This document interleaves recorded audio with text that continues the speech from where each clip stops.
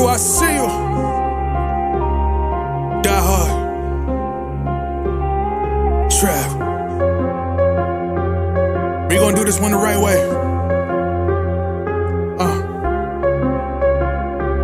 We in here forever. Yeah. Die hard. Homie, die hard. You can check the swag, he the realest by far. Swimming in that blue and orange, he the lifeguard. Yeah, he been through pain, at least he got some nice scars. He can smell a trophy, yeah, you need it back to back. Represent himself, his own name is on his back. 10 toes down, try to stop him, he come back. Bandwagon hoppers, he will knock you off your tracks.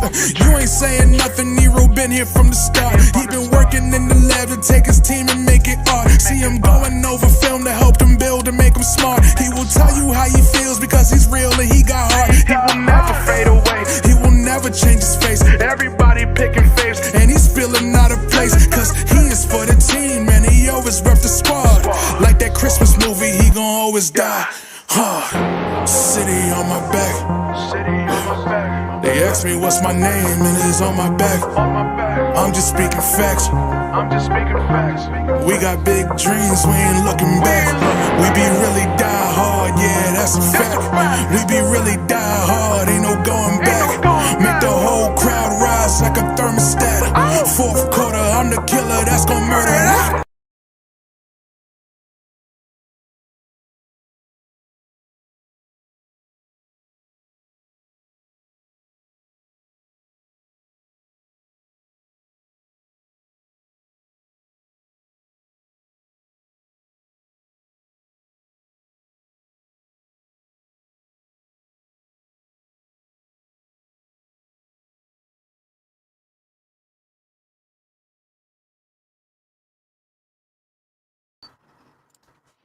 Yo, it's one of those nights.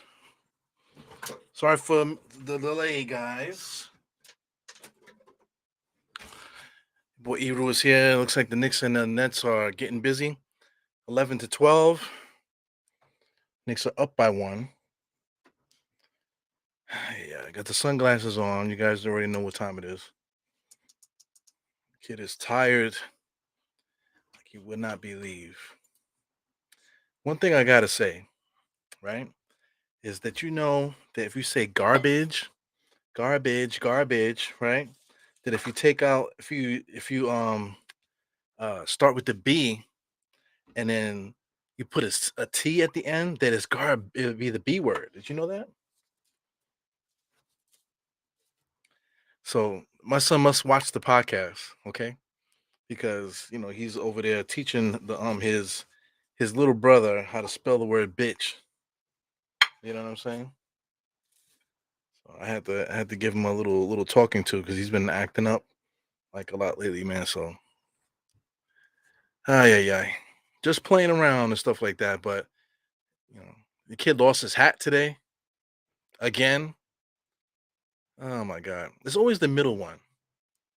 My oldest one was very like confident, very confident. I was gonna say cocky, but he was very confident. My oldest one. You never really had to tell him nothing. He didn't always know everything, but he was just confident. You show him a couple times and he'll get it. You know what I'm saying? Very smart kid. My little guy, you didn't gotta tell him nothing either. He kind of self-sufficient, kind of. A little bit sensitive, a little kind of silly, but you don't really gotta tell him nothing. He'll figure it out. My middle guy, unbelievable, man. My little guy is always giving us something, man. My oldest son never lost his hat, okay? Never lost his hat. Always brought his stuff, to home. You could trust him with anything. The kid always took care of business. My little guy is doing the same thing. My middle guy, you know how many hats he lost this year? Unbelievable. It was RJ. He can't create his own shot. 14-12. Look at Jericho on the inside with the rebound. Can't hold on to it. Here goes Brunson with the steal. So little NBA action here. This is street ball action. RJ misses another 3 with his sweet nose shoes on. Who's that? Subner? Oh no. That's Mr. Mikal Bridges there. Gets hit with the bump. They call travel. So Mikal Bridges is on the wrong team, man. I wish we could swap Mikal for RJ. It's so bad, man. And Mikal Bridges driving, takes a little bump with the contact, steps in, but they call travel there. I don't know about that. I don't know about that. He took the bump, pro hop. I don't know about that. So anyway, this is what's on the menu today. I got some veggie tacos there. That's veggie meat. You got some cheese there. You got some veggie sour cream. You got some what do you call salsa, and then you got some little breads, some little bready things. Yeah, man. Generation JL's here. Was good, man. Got Jackals here, and Holcomb. So we got a new Fantastic Four starting the game off. Usually Holcomb usually be one of the first people to pop in here, but we got Jackal and Generation JL. Hey man, once again, sorry for being so late. 15-14. It's gonna be some NBA action. Now. All right, so I wanted to come in here a little earlier to talk about the matchup. So they don't have their star players, right? So there's another one of those games where people were saying that, oh, this should be an easy one, right? This should be an easy one, just like when we played Orlando, just like when we played who else? Recently we played somebody that we should have won. Oh, this would be an easy one. No, no, no, no, no, no. This is the NBA. No such thing as easy matchups. Mikal Bridges still is a good player. So I like there's something different here with Tom Thibodeau. He's bringing in three guys in one shot at the 5 minute mark. So he did that the last game when he introduced Josh Hart here. He does a full 3-man sweep, puts Hartenstein in with Josh Hart and quickly.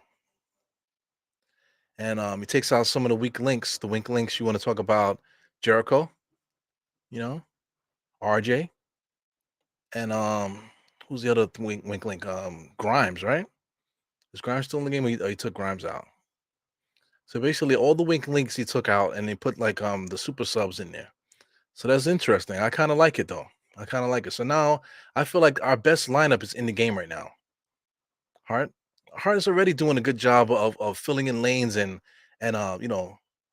sweeping back and forth. I'm just watching him, man. He's exactly what we asked for, what we needed. There you go, setting the screen there for Brunson. On the inside, comes back out. I'm watching him. Brunson is dribbling, spin, looking. Julius is there, kick it back at the Hart, back out to Hart onto IQ. IQ drives, kicks it back out, but they did foul him. So good NBA action there. Hart moved the ball, a couple extra ball movements there. So Hart gets it to IQ, and instead of IQ getting stuck there, he drove baseline, but he should have banged it baseline. If he would have drove hard baseline, it would have been a big thing there. So Ben Simmons, I see, is playing. So this is all about Ben Simmons trying to get his own team. That guy is something else, man. Look at Brunson, almost made my man 30 fall down. Big time jump shot there by Brunson. So let's get the juices flowing here, guys. That's another thing too, man. I had to take a nap, man. I was freaking tired. What a day today. Went to the gym today, was hanging out all day. Went and got some tints on the car. Finally got some tints, got the car washed. A couple things that I had to do today with the car. I like my wife went to go hang out with some of her girlfriends and stuff. And the kid got to hang out with himself today. Got some man things done.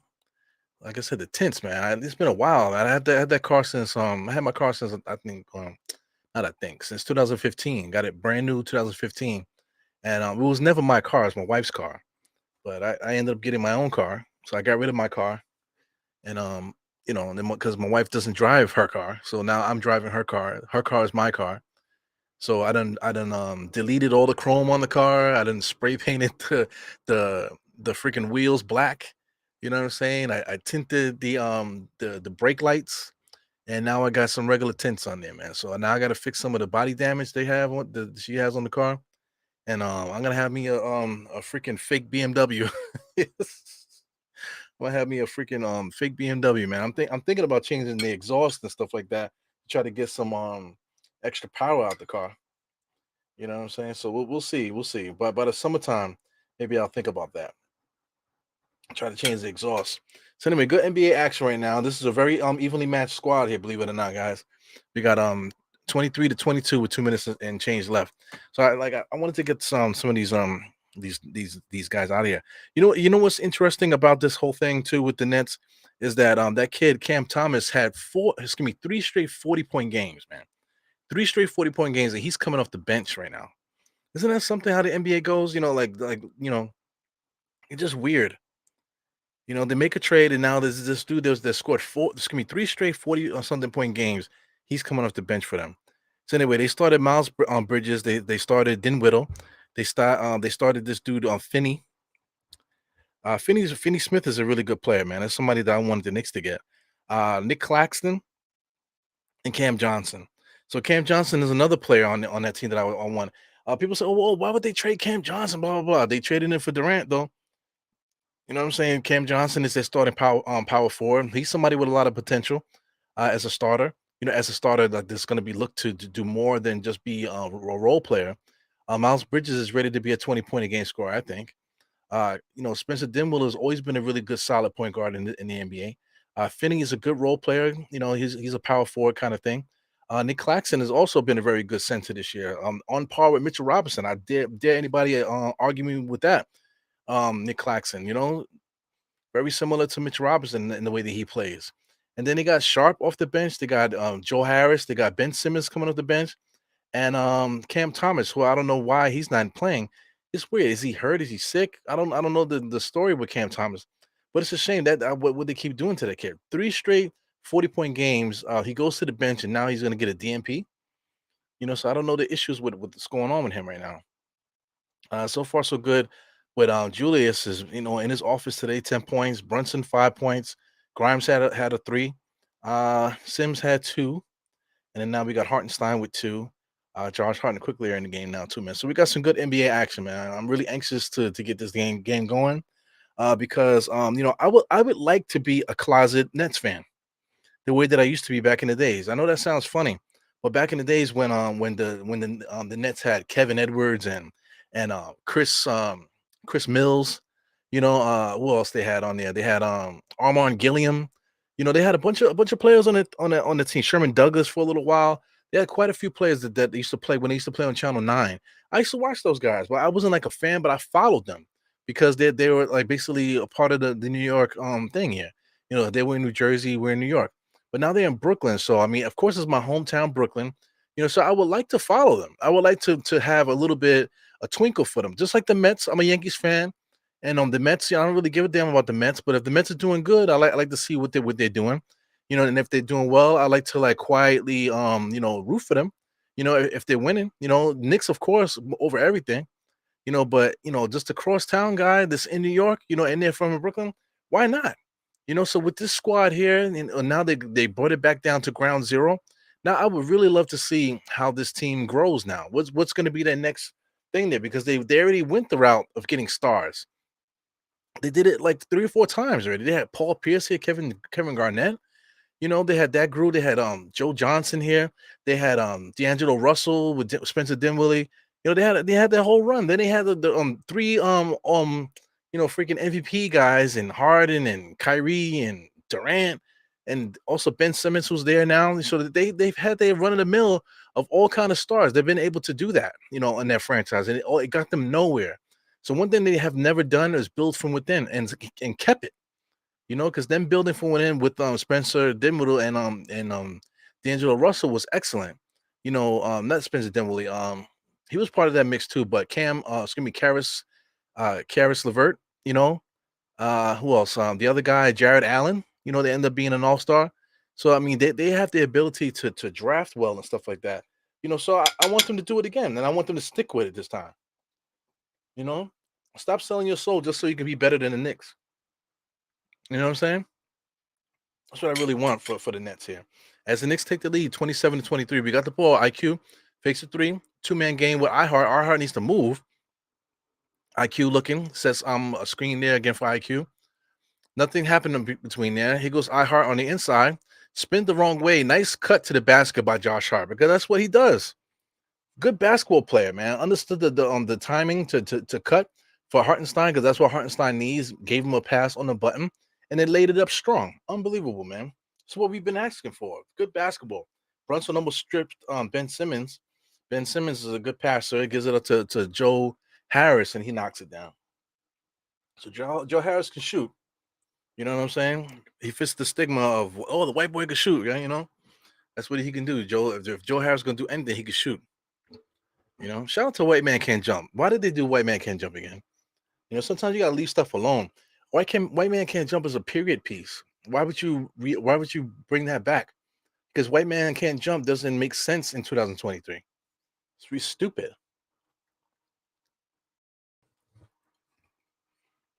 Unbelievable. They should call it like black guy can't make free throws or something like that. You know what I'm saying? Because now all these guys are so athletic and they can shoot threes and everything, but can't make free throws. That's what they should call it. So Obi Toppin hasn't came in the game yet. So Obi Toppin is the fourth wheel in the bench squad, but he didn't make an appearance. So it makes you wonder what the hell Tom Thibodeau's doing here. So ending of the first quarter basically. So we just ended the first quarter. So Tom Thibodeau only played 8 guys. You know, he took 3 out and put IQ. He put Josh Hart, and then he put Hartenstein in there, and that was the rotation that he did in the first quarter. So Obi Toppin's not part of the mix there. So that annoys me because we should have traded him. You know, we should have traded him. It's unbelievable. Yo, I mentioned on the internet, yo, if Philly decides to give up on what's the name, this dude Harrell, you know, I would love to pick up Harrell because I think a part of the bench mob, I think Harrell will be nice. Simply because he can score on the inside. He can give you buckets on the inside, scoring on the inside.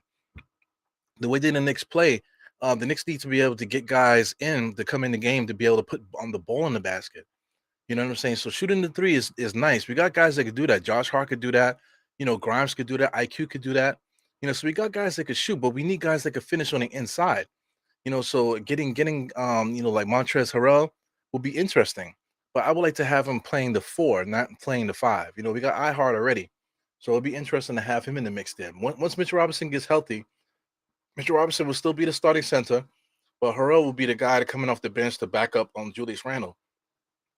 Somebody that we know that can get buckets in the NBA. 18 points per game on 1 year. Come on, man. And for some reason, Doc Rivers can't fit him into the mix. I don't get it. Why? Because he doesn't shoot threes? It's ridiculous, man. Yeah. So we ended the first quarter. Let's get into some hellos and stuff like that. We got Hunger for More. Yeah, RJ is trash, man. He averages 20 points per game, man. So how do we trash a guy that averages 20 points a game? I mean, it's like the most ridiculous thing. I don't know if it's us being spoiled or whatever, but it's just like he's not, you know, when he's scoring and stuff like that, it works, you know. It's something that we could deal with, but he's just something that's just not consistent enough that we can rely on that, you know. And I just think that most NBA fans of the Knicks and stuff like that, we can't take it anymore. You know, we need to get somebody here more consistent. You know, if we want to believe in that kid going forward, then fine. You know what I'm saying? But I think we need to get move on from him. Same thing with Obi. So Obi's back in the game. He started the second quarter. Excuse me. Cam Thomas got the ball being guarded by RJ. Barbecue chicken. Try to get it over there. Ben Simmons looking, passing. So the Nets are moving the ball around. Cam Thomas pulls up. He misses that. He goes, Hart with the rebound, starts the break. All the way to the basket. Look at this. Finishes strong to the rim. So that's what he does. I've been trying to tell you guys. He shoots 59% from the 2-point range. Okay, 59%. You know, damn near 60% from the 2-point range as a perimeter player. You know what I'm saying? So he's gonna be able to make baskets and finish, brother. You know what I'm saying? Yeah. Here goes Cormega. Still got the phlegm thing going on, guys, man. I'm trying to get rid of it. It comes and goes. Yeah, man. What's good, everybody? Everybody's giving salutations and shit like that. The smoking Nick was good. Yeah, man. So he goes a funny name, but we've seen him before. My man Visions. What's good, my man? Yeah, man. Yeah, so I mean the Brooklyn Nets era. I already explained it, so I hope you got what I was talking about. You know the Nets, the Nets era. You know, of them trying to get superstars, trying to just only trying to be better than the Knicks. You know that shit is over. You know what's good? Taco Tuesday. Yeah, it is Tuesday, isn't it? Taco Tuesday, not Monday, huh? Well, no, it is Monday. I don't even know what day today is, guys. So 34-28. Obi Toppin trying to get the ball in bounds, can't get it in bounds. I don't know why. IQ standing right there. Why are you trying to give it to iHeart? It's crazy. Look at Tom Thibodeau. It's like, Obi Toppin, what are you thinking about? IQ standing right there, wide open, and you're still trying to give Josh Hart the ball. He goes, Josh Hart, bring the ball up the court, gives it to IQ, runs to the opposite corner. He's looking. IQ should have passed the ball to somebody, and then he just pulls up for three, knocks it down though. So he chose his option. He had three options. He had about 3 or 4 options there, but he chose his own option. He goes 0-0, pulls up for three, knocks that down. Let me get some of these names here. 0-0. Who is 0-0? Is that Finney Smith or Royce? I think that's Royce O'Neal. So Royce O'Neal's coming off the bench now. So listen, he's a guy that's been started for them all year, and he's coming off the bench now. So it's interesting the rotations that they're going for right now. Big time shot there. So I love everything about Josh Hart, man. This guy is like my absolute favorite player right now. It was Cam Thomas being guarded by Hartenstein. He's going to pull up. Nope. Yep. Step back, pulls up. Good defense by iHeart, but Cam Thomas knocks it down. Good perimeter defense, man. Got to give it up.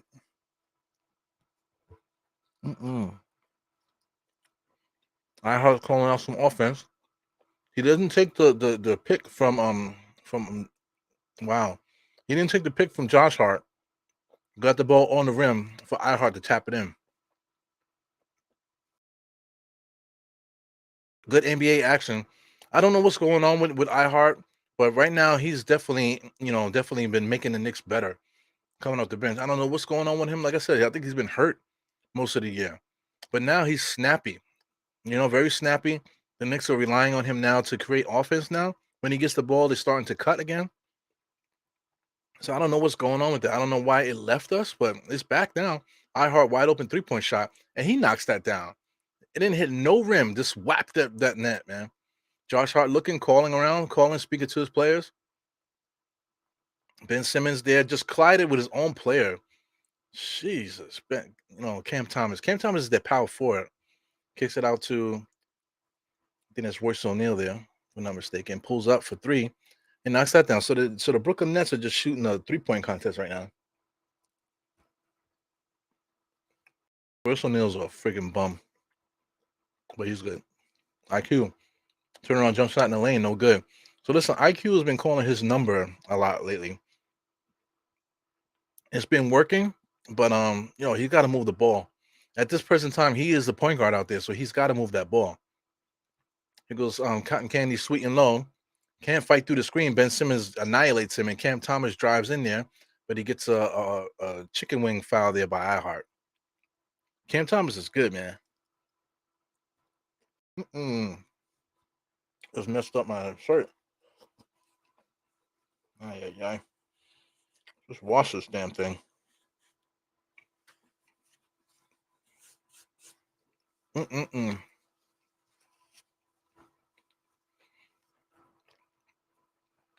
So it's 44 to 39. I'm at the 8:32 mark. If you guys are following, 8:32 mark. Cam Thomas. He's a weird looking dude, man. So here comes next free throw. Take it forever for it to get up. I like the intensity of Josh Hart, man. He's very light in the interviews, but in the game, I never seen a guy's game face get so crazy, man. He like totally locks in with that game face, similar to Brunson. Brunson is lighthearted and stuff like that when he wants to be, but that kid could be stone face. He goes, Obi, bringing the ball up the court as he should. He should be doing the same thing like Cam Thomas. Be more consistent and confident bringing the ball up. Look at Josh Hart looking. iHeart kicks it out to Obi. Obi step back 3-point shot. No good. RJ just mistimed the rebound. iHeart tried to tap it to no avail. Because the Knicks Claxton, easy money on Obi, but he misses the layup there. Gets the rebound back. Good defense by the Knicks, man, denying the basket. What do they call? They call a foul on who? They call a foul on somebody. It's all good. So anyway, I put a little bit too much condiments here on my plate.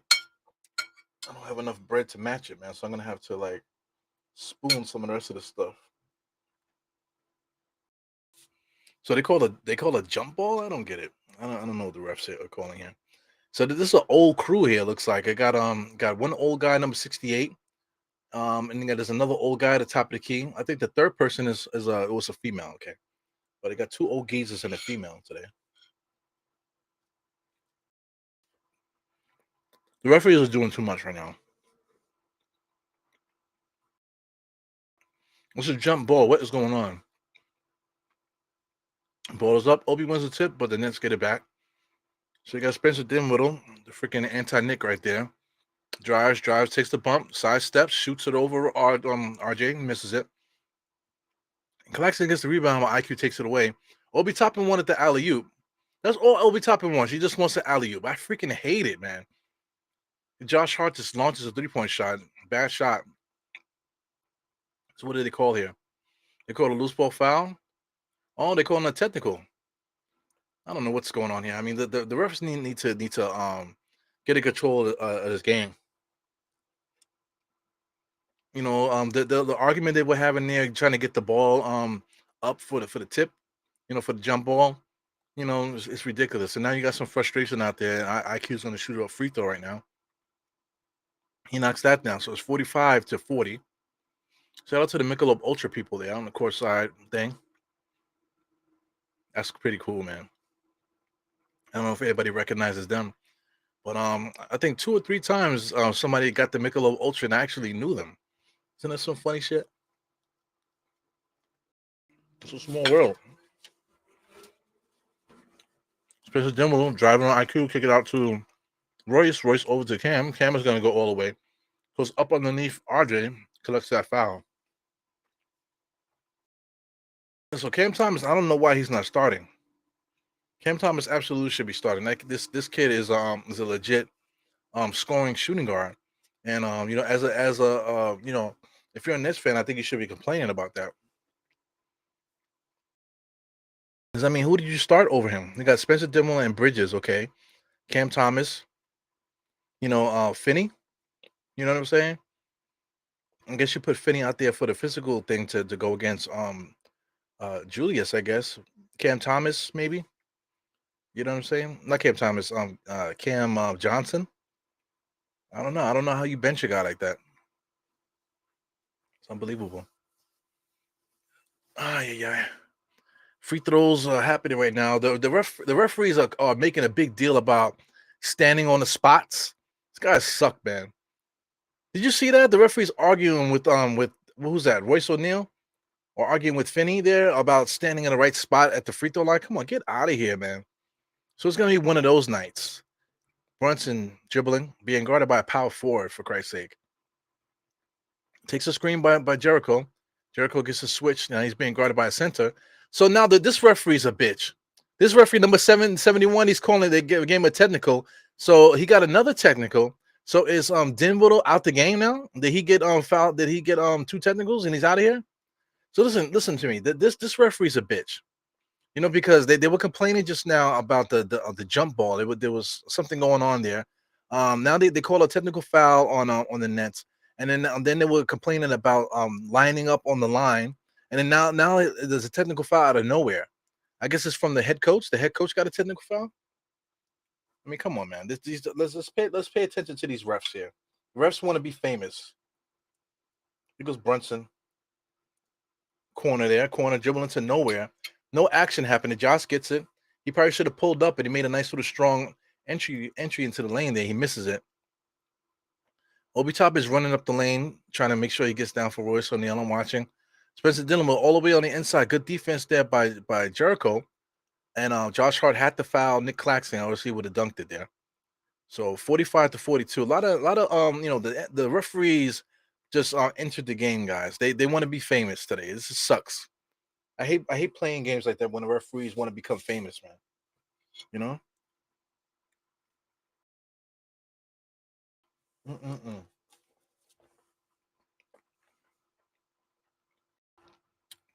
That's good stuff, man. Shout out to Geraldine. Who else we got here? You guys are exchanging pleasantries. Yeah, Hart is good, man. Hart is definitely good.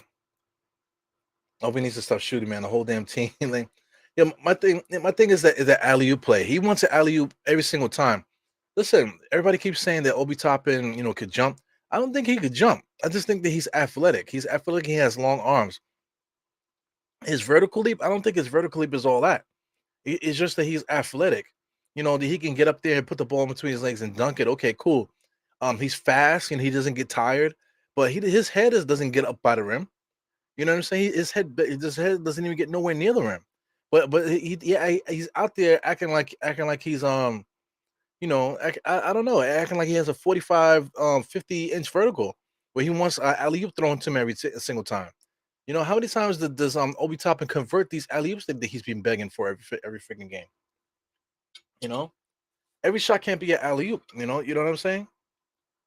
An alley oop to God, just so you can get the highlight. And then he doesn't finish strong too. So if you throw the alley oop, you can't trust that he's going to catch it and dunk it. It's one thing you throw it up to a Sean Kemp. Sean Kemp is going to take the contact, catch the ball and dunk it. Amari Stoudemire, they keep comparing Obi Toppin to. Amari Stoudemire is going to jump up, catch the contact and bang it on the dude with two hands. Okay, Obi Toppin might not even catch the ball. Unbelievable. It's unbelievable. Shout out to Pudge, man. I hope Pudge is not mad at me that thinking I was going at him the last game. But I thought about reposting that rant, that that I went on. But I think I'm gonna leave it alone. I cut it and everything. I was gonna post it today, but I didn't do it. Sometimes things need to be just kept in house, to make his own post on it. I think that would draw like the wrong kind of crowd to the channel. But it is part of the channel though, so I don't know how you guys feel about that. I'm talking about that big long Astroglide rant that I had yesterday. I mean, not yesterday in the Utah game. Yeah, man. Josh Hart is the real deal, man. Obi Toppin's a faker. He's a faker.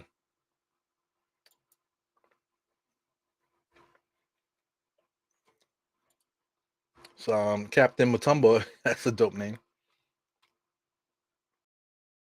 How much? I wonder how much I bench. Are you just throwing it out there?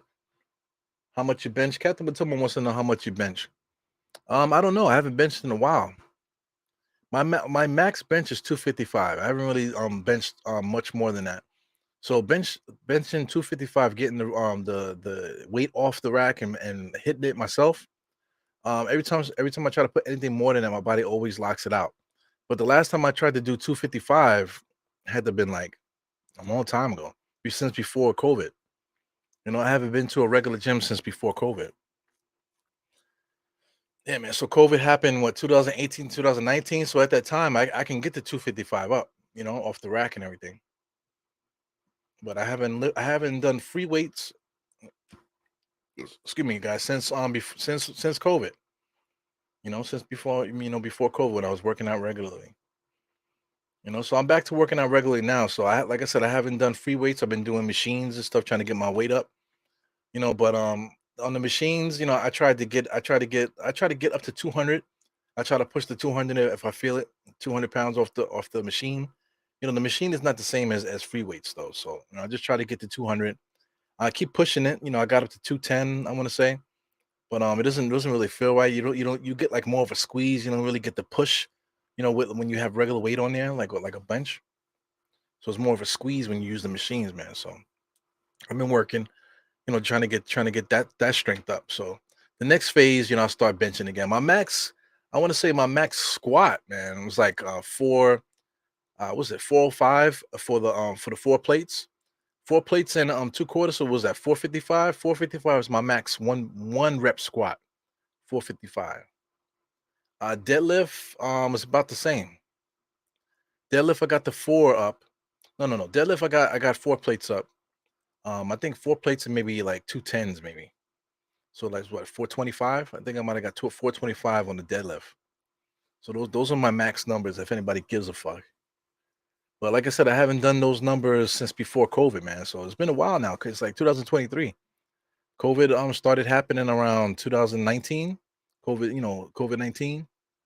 So here we are, 2023. Time is fast. It done flew by, man. 4 years went by like nothing. I haven't really lifted that type of weight in a long time. Yeah, man. But I'm gonna see if I can hit those numbers again. I don't know if I'll be able to get up there. I'm getting older. So I mean, I guess the muscle memory might be able to hit it. But I'm trying to preserve some of my athleticism if I can get that back. You know, if I can't, then we'll start to think about adding weight again. So I mean, it's a good game so far, man. The referees got themselves involved. The Nets had a couple technical fouls here. 47 to 44. Even it's an evenly matched game, guys. So don't be surprised if it comes down to the wire and we're still fooling around with these guys. So 47 to 45, Brunson brings the ball up the court. Wow, nice in and out move there, all the way to the basket, gets blocked. Did they call a foul? Yes, they did. They call a foul. So good defensive play there by the Nets player. Who's that? That's Sharp. That kid Sharp could jump. Very strong kid. Gets all the way to the basket. Nice little one leg jump. Knocked it off the rim there. Did they call it? Did they call a goaltending? Yes, they did. It was goal. It was goaltending. I believe it because he hit it over the cylinder. So yeah, that's goaltending. 49 to 45. They should have gave him a foul with that. He goes Spencer Dinwiddie come around the screen. No, he's good. So they called it. What did they call there? Legal screen? I guess they call legal screen on Sharp. Yeah, man. So it's a good squad. They definitely got to get some of these growing pains out of here. Yeah, he blocked it over the cylinder. Yeah, that's goaltending. But it's a foul too. What happened to the foul? It's crazy. Yeah, man. Yeah, so some of these players that we have here, I enjoy watching them, man. It's a good squad of Knicks here. You know, got some really good players. Like I said, we still have room to upgrade. Julius is back in the game with about 6 minutes at the 6 minute mark entering the second. At the end of the second quarter here. IQ crossover inside, spin move in the paint. Also is balanced. This is the heart. Heart nice and strong. Spin moves towards the basket. Fake spins around. Misses that, but good strong moves there, man. He probably could have put up the shot a couple times before that. While Spencer Dillon just comes in and just launches a 3-point shot with all kind of contact and he just muscled that shot in. It goes IQ coming around the Jericho screen because of the Julius. Julius in his office pulls up for three, no good.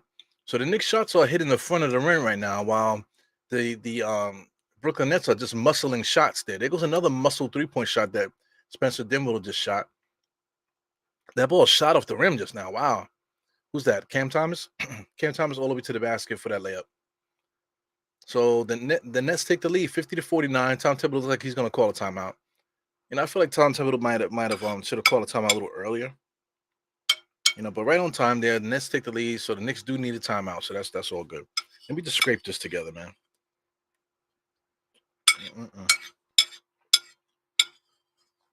Yeah, man. I need something to drink now. Golly. I may have to call in room service. Or I have to bring some more stuff for me to eat here. Yeah. So I was talking about Max Bench. So Captain Matoma brought in a nice little conversation here. Salute to Trish D. Trish D always coming in here with the good stuff. One shot, one foul shot, others were texts. Yeah, absolutely. I'm with you. So my max bench is 75 pounds. Yeah. How old are you, Captain Matumbo? Are you a youth or are you an old geezer? Which one? Got mind cushion. RJ sucks, bro. Yeah, man. Listen, I'm trying to tell you guys, don't be surprised if this next team, ends up beating us tonight because they do have the firepower to do that. Mikael Bridges is not really involved yet. Cam Thomas has been scoring a little bit. You got Spencer Dinwiddie with 12 points right now. Royce O'Neal is on there. They got Ben Simmons. Cam Thomas is scoring too. So they have firepower to get it done. The Knicks do also. We got Brunson. We got Randall. RJ Barrett is on a donut right now. He's on a donut. 0 for 5 right now. No other stats. No blocks, no steals, no rebounds, no assists. Just out there getting cardio, Mr. RJ Barrett. Zeros across the board. I can't believe that. 12 minutes, 0 points, 0 rebounds, 0 assists, 0 for 5 from the field, 0 for 2 from three, 0 blocks, 0 steals, 0 turnovers, 2 personal fouls. You know, unbelievable.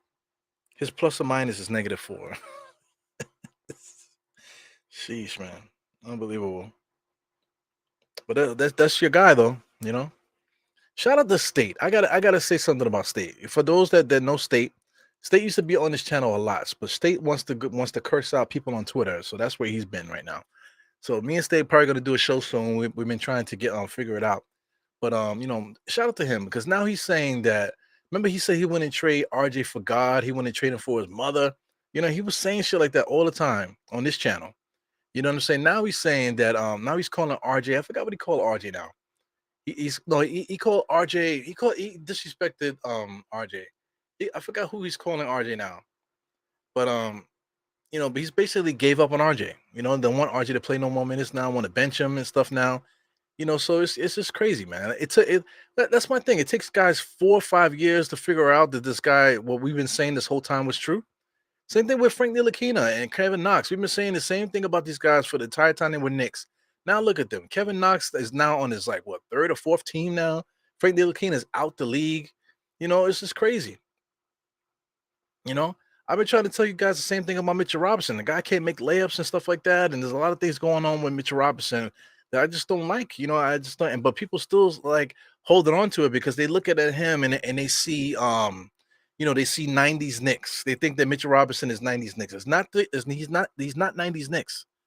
He's not on the Golden Age Knick player. He's not. I'm sorry to tell you, he's not Marcus Camby. It's crazy. But it is what it is, man. Quite a few other players on our squad too that people love so much and they want these guys to play. Obi Toppin. People still comparing him to Amari Stoudemire. As soon as somebody said, "Yeah, Obi Toppin's like Amari Stoudemire," if they keep saying that, I just don't know what to say because there's nothing Amari Stoudemire about Obi Toppin. It's all your imagination. It's all what you think that or what you hope. Think and hope is not reality, man. And that was the whole point of my rant the last time. I went crazy and pulled out the Astroglide and was doing all kind of like, rude and crude, gestures and stuff like that. But all that to say that, it's a figment of your imagination. You know, we need to get better, guys. We need to get better, not from our imagination or not from hope. Spencer Dinwiddie is just strong arming 3 pointers right now. Nets are getting to the rebounds. They're Sharp with another rebound. Sharp is pretty tall. I didn't realize Sharp was that tall. So I must be thinking of the Sharp that's on Portland. So he goes Julius with the rebound. I don't know where Julius gets that spin move from, man. He spins off the opposite way. Julius just launches a 3-point shot. Just a bad shot. So we're just throwing up bad shots. We're matching what Brooklyn is doing right now. Brooklyn is putting up bad shots, and the Nets are just matching. So look, Mikal Bridges has put up a bad shot. Now here comes Julius. Cross court pass to Brunson. Brunson shoots in the transition. He misses that. Here goes Spencer Dinwiddie. He's dribbling the ball up the court. No Nick is paying attention. Finally, Grimes steps up, comes around the screen there. Cross court to Cam Thomas. Cam Thomas shows and drives. Nice little floater. He misses that. So it's a lot of sloppy play, man. This game feels like a street ball game. Julius Randle bringing the ball up the court. Takes a screen from Jericho. I mean, not Jericho, from Grimes. And Grimes runs to the corner. He's open. Julius is still fooling around in the paint there. Fadeaway shot. He knocks it down. So looking at Julius Randle's body language, you can see he's looking down. He doesn't. You can see that he's not really feeling it right now. So I don't know what's going on with the squad. The Knicks got to figure it out internally, man. They got to communicate a little bit better out there. These timeouts, that they've been having, they got to figure it out. Something's going on here. But the Knicks should win this. Let me upgrade this score. I think the Knicks are winning right now. 56-53 on the screen. I'm at the 2:30 mark. Somebody called a timeout. I believe that's the Nets. The Nets called a timeout. So 2 minutes and 30 seconds. Yeah, man. Good game so far. Good game. Good sloppy game. I'm hoping that the Knicks could catch up. I'm hoping the Knicks can get it together and we can just put this team away.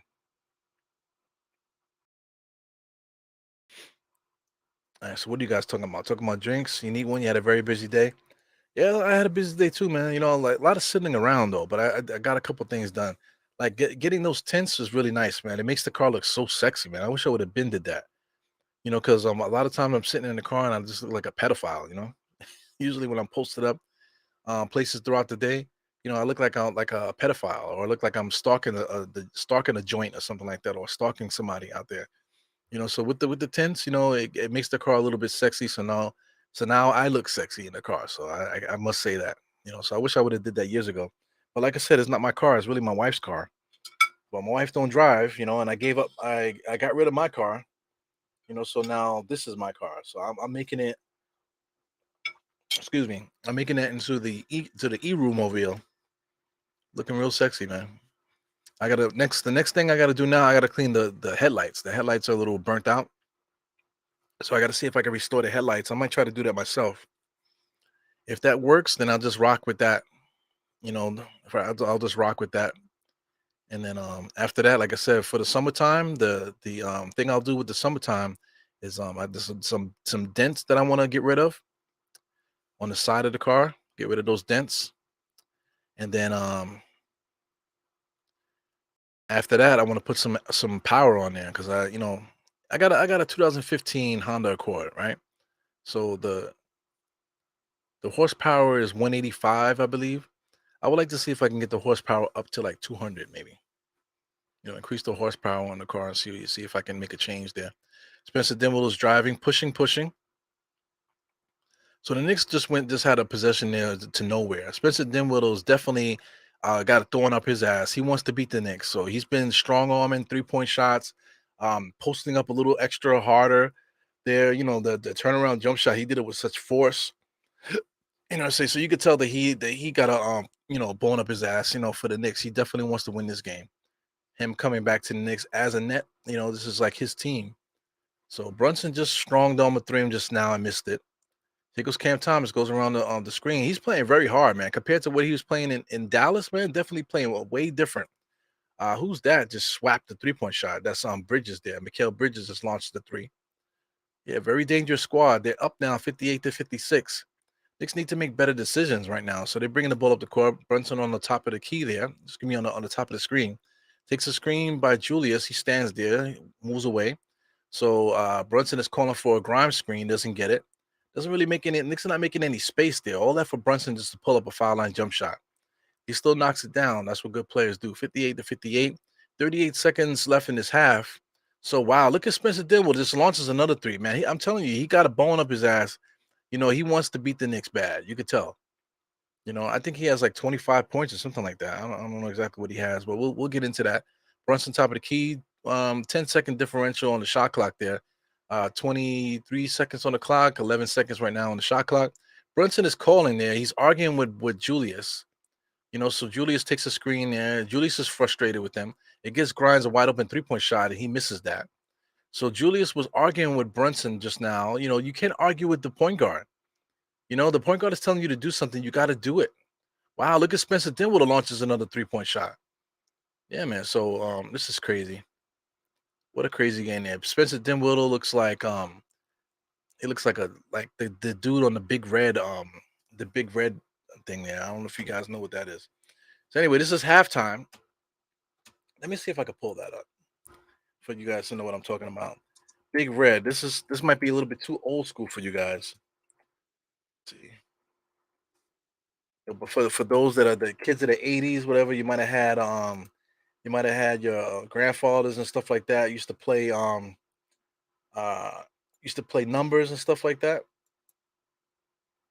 We get this on the screen here before we start talking about the halftime stuff, man. But like if you had guys that played illegal numbers and stuff like that, then you had to have seen one of these here. So shout out to Spencer Dinwiddie. This is what he reminds me of. The Big Red and the Big Mac. That's definitely him there. Spencer Dinwiddie on the Big Red.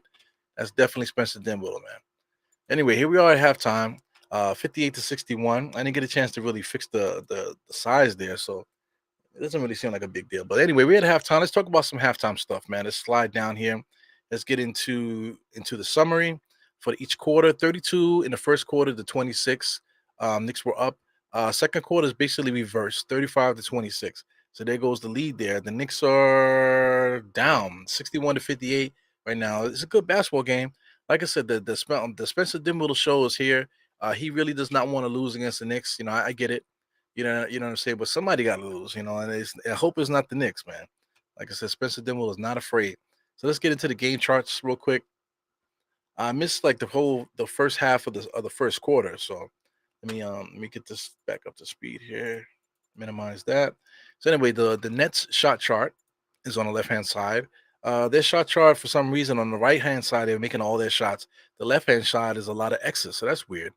But this is all basically right-handed shots there. Spencer Dinwiddie for short arm. It's gonna be strong armed a lot of these points here on the right-hand side. They've been able to get into the paint a lot, but you can see a lot more missed shots in the paint than makes. Anyway, it's a good basketball game. The Knicks shot chart is basically the same as it always is. The Knicks get shots all over the court. So it's a read and react offense, as we say all the time. The Knicks are just like I said, we're getting shots everywhere. The 3-point shots is basically a nice mix. Inside in the paint, it's a nice mix, and even at the rim, is a nice mix, man. So the Knicks are doing well there with that. We're shooting 49%. They're shooting 49%. We got 47 shots on the ball, and they have 41. But they made a few more 3-pointers than us, I want to say, or maybe free throws. We'll get into that in a second, but let's keep scrolling now. This just shows us that this is a back and forth game. Definitely a big time back and forth game for the Knicks. Team comparisons, we got rebounds. They're actually beating us in rebounds, which is interesting. The Knicks usually, not dominate, but we usually beat teams with or without Mitchell Robinson. We usually are leading in rebounding, man, with or without Mitchell Robinson.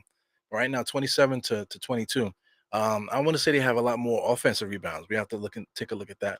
Assists, the teams always beat us in assists. Steals and blocks are even at 1-1. Turnovers, we only have 2. They only have 3. So that's gonna be the thing there. The Brooklyn Nets, we should be able to get them to make a little bit more turnovers. The Knicks should still be able to control the ball because I don't think they're doing anything to us really defensively. It's just the Knicks for some reason they're just playing very flat. But big up to the Nets defense. Their defense is good, even without Durant and Kyrie and stuff. They just added a few more role type players, so their defense should get better, if anything. So their defense is pretty good. So both teams are shooting 48%, 56 from three for the Nets, 44 for the Knicks. So that's got to taper down because I mean the Nets they can't be shooting 56% for the game. So that should taper back down to like a 30 something percent. Same thing for the Knicks, man. So I mean that should be the tail of the game there. Once they start shooting more closer to their real average, then that should be fine. Free throws are even. Yeah, we got to find out what's the deal with that. Points to the paint, the Knicks are winning 18 to 12. Second chance points, Brooklyn has 7 to 4. Like I'm saying, that the offensive rebounds, they've been able to slap the ball out for offensive rebounds. So that's pretty good there. I feel like this should have been up a little bit more. 17. On the 7 second chance points, I feel like they should have registered a little bit more points, it seems, because they really were killing us in second chance point. Fast breaks about even 3 to 2. So let's get into the actual box score. So the box score, let's look at Nets are first. So we gotta wait for NBA.com to flip this. Well, let's take a look at what we got going on here. We got Nick Claxton with 4-4. Fairly effective. If he finished the game with 8-8, that's a good game for him. Spencer Dinwiddie, like I said, 20 points right now. I thought he had 25. He got 20 points, 3 assists, 2 rebounds. Was that a steal? 5 for 5 from the free throw line, 3 for 6 from the three. So he's really launching shots out there, really strong in the game. He's trying to will his team to win. Mikal Bridges is kind of quiet right now. He's learning his teammates. Who else is out there? We got Cam Thomas started the game. He had 9 points, 4 rebounds. Decent player. Dorian Finney-Smith. I like that guy. I wish the Knicks had a chance to get him, but he's on that squad too. He's not really doing much. Royce O'Neal is basically his doppelganger, and he has like basically no stats. He has 2 buckets, 2 3-point shots. Cam Thomas is their X factor there, 2 for 5 right now, 7 points. Not really too much there, but it's surprising he only played 9.5 minutes for a dude like I said that had 3 back-to-back 40-point games, and he only played 9 minutes in the half. It's crazy. So if they're not going to use him, then get rid of him. You know what I'm saying? Get rid of. I don't understand that. Because I mean, I don't see who's in their starting lineup that should have played over him. Or at least, man, like the 9:30, he should have been played more than 9:30. So it is what it is, man. So I mean, Cam Thomas gonna have to deal with that over there in Brooklyn. Let's shout out Ben Simmons. Ben Simmons, I don't know what happened to him. He reminds me of another player that Philly used to have that won the Rookie of the Year that year. I don't know if you guys can help me out with the name, but he won the Rookie of the Year in Philly, and then just fizzled out and ended up being almost out the league before he even turned 30. If anybody can get his name, with Philly. But he reminds me of him. Ben Simmons made the All-Star team a couple times, and now he's like a freaking bum. It's crazy, man. And he's still how old is Ben Simmons? He's not. I don't even think he's 25. Is he 25? He's 26. Okay, so his career might be over. That happens. I've been trying to tell people that for the longest time. People get so like hyped up that he's young. He's only 25. He's only 23. He's only 21. Listen, Ben Simmons is out the league at 26. 7 points and 6 rebounds and 6 assists. Those are all good stats, but not from a guy that was an all-star. His numbers should have went up. His numbers are going down. And he's not like a plus player where you need to have him out there. He's literally a role player now. So I don't know if he'll ever get back to the all-star level. But at 26, right, in a couple more years, he could possibly get better again. And get back to that level. But he basically came out there and put it on wax that he's not going to be the same guy for a while. You know what I'm saying? I never heard that before. I never heard that before for somebody at 26 years old. It's unbelievable, man. So I mean, his career might fucking be over, man. Who knows? We'll see. So anyway, let's get back to the Knicks, man. RJ Barrett, complete bum, man. 0 for 5 tonight in a game that we absolutely a rivalry game where we're playing against the Nets, where we absolutely need to show these guys that they're like who's boss in the freaking Subway Series, if you want to call it that. And he shows up and gives us 0 for 5. Zero stat, but the thing is, zero stats across the board. Come on, man. He played 14 minutes and then he couldn't even get us a rebound. It's unbelievable. Only 2 fouls, at least foul out. Damn, son, motherfucker. Zero stats across the board. That's unbelievable, man. Let's look at that. I don't even want to really look at the other stats. Look at his yearly stats right now. 20 points per game, man. 5 rebounds, 2 assists. So you're talking about a guy that scores 20 points a game and shows up in a crosstown rivalry game, and he shows up with 0 for 5. So I mean, RJ Barrett is crazy. He could show up and he could score 15 points in the second half. You know what I'm saying? He does that sometimes. But I mean, it's very frustrating when you have a guy here that scores 20 points a game. So casual fans or just fans of RJ, they always want to defend him. You know what I'm saying? He doesn't show up. He doesn't show up when we need him. So like if he was a true 20-point a game scorer, then we would not be losing this game. If he was a true 20-point a game scorer, if he showed up, like right now, Brunson got 14, Brunson got 19. That's what 20-point a game scorers do. They come through and they do what they do. So RJ Barrett should at least have 8 points, close to 20. Get 8 and 8 will be 16. That get close to your average. The motherfucker got 0. He got 0 across the board. Let me look at him again. Because the rebounds, 5 rebounds, 2 assists. Like, come on, man. He's not even contributing in any other category, too. It's very odd, man. It's a very odd player, man. Like, I gotta go back to him again. How old is he, right? Oh, he's young, right? He's young. 22 years old. So is he gonna be a bum all his life? No, maybe he might clean that up.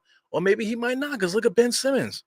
Ben Simmons at year 26 of his career, his career might be freaking over. His career might be over. Ben Simmons might be trying to play his way out so he can just be out the league and just go live his life. Which is not a bad thing. Because people just assume that guys love the game as much as we do, and expect them to have that longevity and keep playing and still have the thirst to play. Maybe Ben Simmons don't have the thirst to play. Maybe he doesn't love the game. And then that's fair. That's this guy could just fall out of love with the game and he just wants to go and do his thing now. So I mean, I get it. There's been plenty of NBA players that's done that throughout the years where they just leave a little early, and when they had this, they could have kept playing because they just didn't want to play anymore. They lost the love of the game. So I get it. So anyway, like I said, I already mentioned Julius and Brunson. They're doing their thing right now. Quentin Grimes, people say, "Oh, why did we get Josh Hart?" Josh Hart and Quentin Grimes, the same player.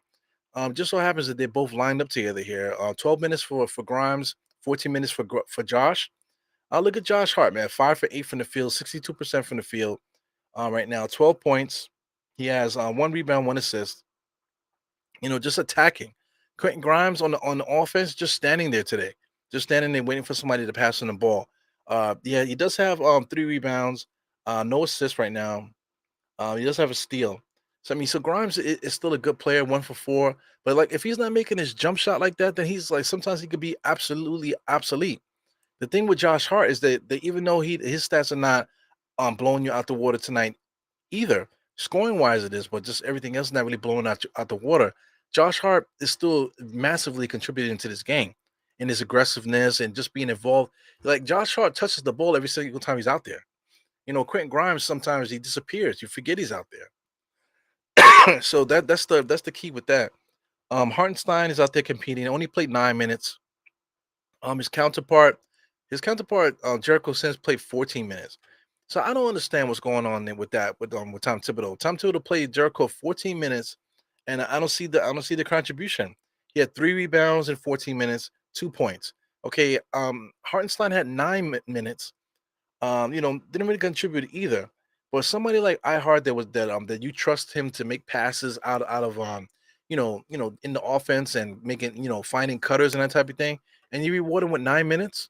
Well, what is Jericho Sims doing out there that makes him deserve 15? I just don't get it, man. I don't know. Obi Toppin 6 minutes. Obi Toppin is he's just on the wrong team. He needs to go to another team. If he goes to another, listen, the thing with Obi Toppin and what people say that, if he goes to another team, he's going to play better. Okay, Obi Toppin probably will play better if he goes into another team, right? But the thing with that is that he'll be the um he'll be the third player in Knicks history to ever do that. The first person that I could think of, is Trevor Ariza, because Trevor Ariza came here as a rookie and he couldn't dribble with his left hand.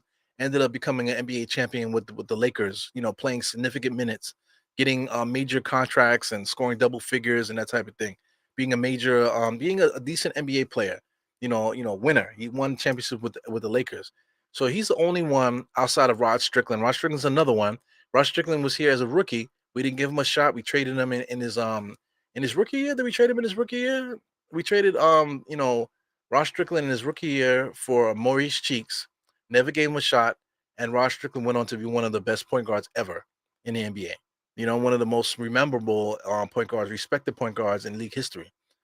So those are the only two players that I can think of, that that's ever went to another team and played better. So there's some quite a few people going to mention David Lee and Jamal Crawford and players like that. But Jamal Crawford averaged 20 points or 19 points, whatever, as a Knick. He got 50 points, with the Knicks before. He had his moments. David Lee made an All Star team with the Knicks. He averaged 20 and 10 and went to the All Star game. With the Knicks. So it is what it is. Those guys played okay here. Channing Frye actually had better statistical numbers here as a Knick, but he won championships with Cleveland. Shout out to Shumpert too. He won championships with Cleveland as well, but he also was a decent player with us too. You know what I'm saying? He was in a part of a playoff run when he was with the Knicks. There's nobody else. So Obi Toppin will be the third one. Will be the third one within, I want to say, modern times, if you want to say that. We're talking about the 80s. From what I remember, 80s, from the 80s, for as long as I've been alive, because I remember as far back in the 80s up until now, and there's only been two. Obi Toppin will be the third one. Maybe Cam Reddish might be the fourth one. Who knows? But that remains to be seen. Yeah. So you got Dice, Yokomoto. Shout out to Rebecca Harlow, man. She had the baby, man. She looks fantastic. I think that baby stuff done pulled out some energy out of her. She definitely has big mama energy out there, looking very sexy, man. I wish I could tell her that. If I ever get the chance to meet her. Very, very beautiful woman. What else we got going on here? Yes, that's really it with the halftime stuff, man. I feel like the Knicks can win, but it's gonna be tough, man, because a dude like Spencer Dinwiddie, I'm quite sure he got a bug in the ear for everybody in the locker room that they want to win this game. So they're gonna will it. Cam Thomas, like I said, they benched him for some reason, so I got a feeling that he's really gonna bring it in the second half. A couple other guys too that this really matchup problems for the Knicks. For some reason, the Knicks can't get offense going, man. So it's gonna be interesting to see what happens in the second half. So the second half is starting 61-58. I'm at the 11:48 mark. The Nets are trying to run their offense there. Claxton just gave the ball to Mikal Bridges there. He shoots a shot at the dotted line and misses it. So Mikal Bridges is still trying to find his legs, with the Nets. He's a role player. He likes to play off of guys, but the Nets don't really have anybody to play off of. So he's gonna have to be that creator. So, like I said, I'd rather have Mikal Bridges than RJ right now. RJ Barrett just stepped back just now and he's dribbling, going one-on-one. He should have shot it, gets it to Julius. Julius misses the three. Jericho Sims slapping the ball. Not doesn't have a no. Jericho Sims does not have a nose for the ball. He's aggressive and strong, but he doesn't have a nose for the ball. So that's something that he needs to develop. RJ inbounds pass here gets it to Brunson, left hand side. He's dribbling, looking. Brunson is dipping and dabbing here. I don't know what's going on. RJ just sets a screen there, almost illegal. Brunson drives, sidesteps, left-handed shot, and is good. 60 to 61. Knicks are down by one, 10 minutes and 57 seconds. Let me say what's up to the guys in the chat here. So I see some new names here. A lot of paragraphs too, man. I really appreciate you guys when you pop in here with the paragraphs. A couple new guys here, man. Shout out, there's quite a few people there that popped in while I was talking.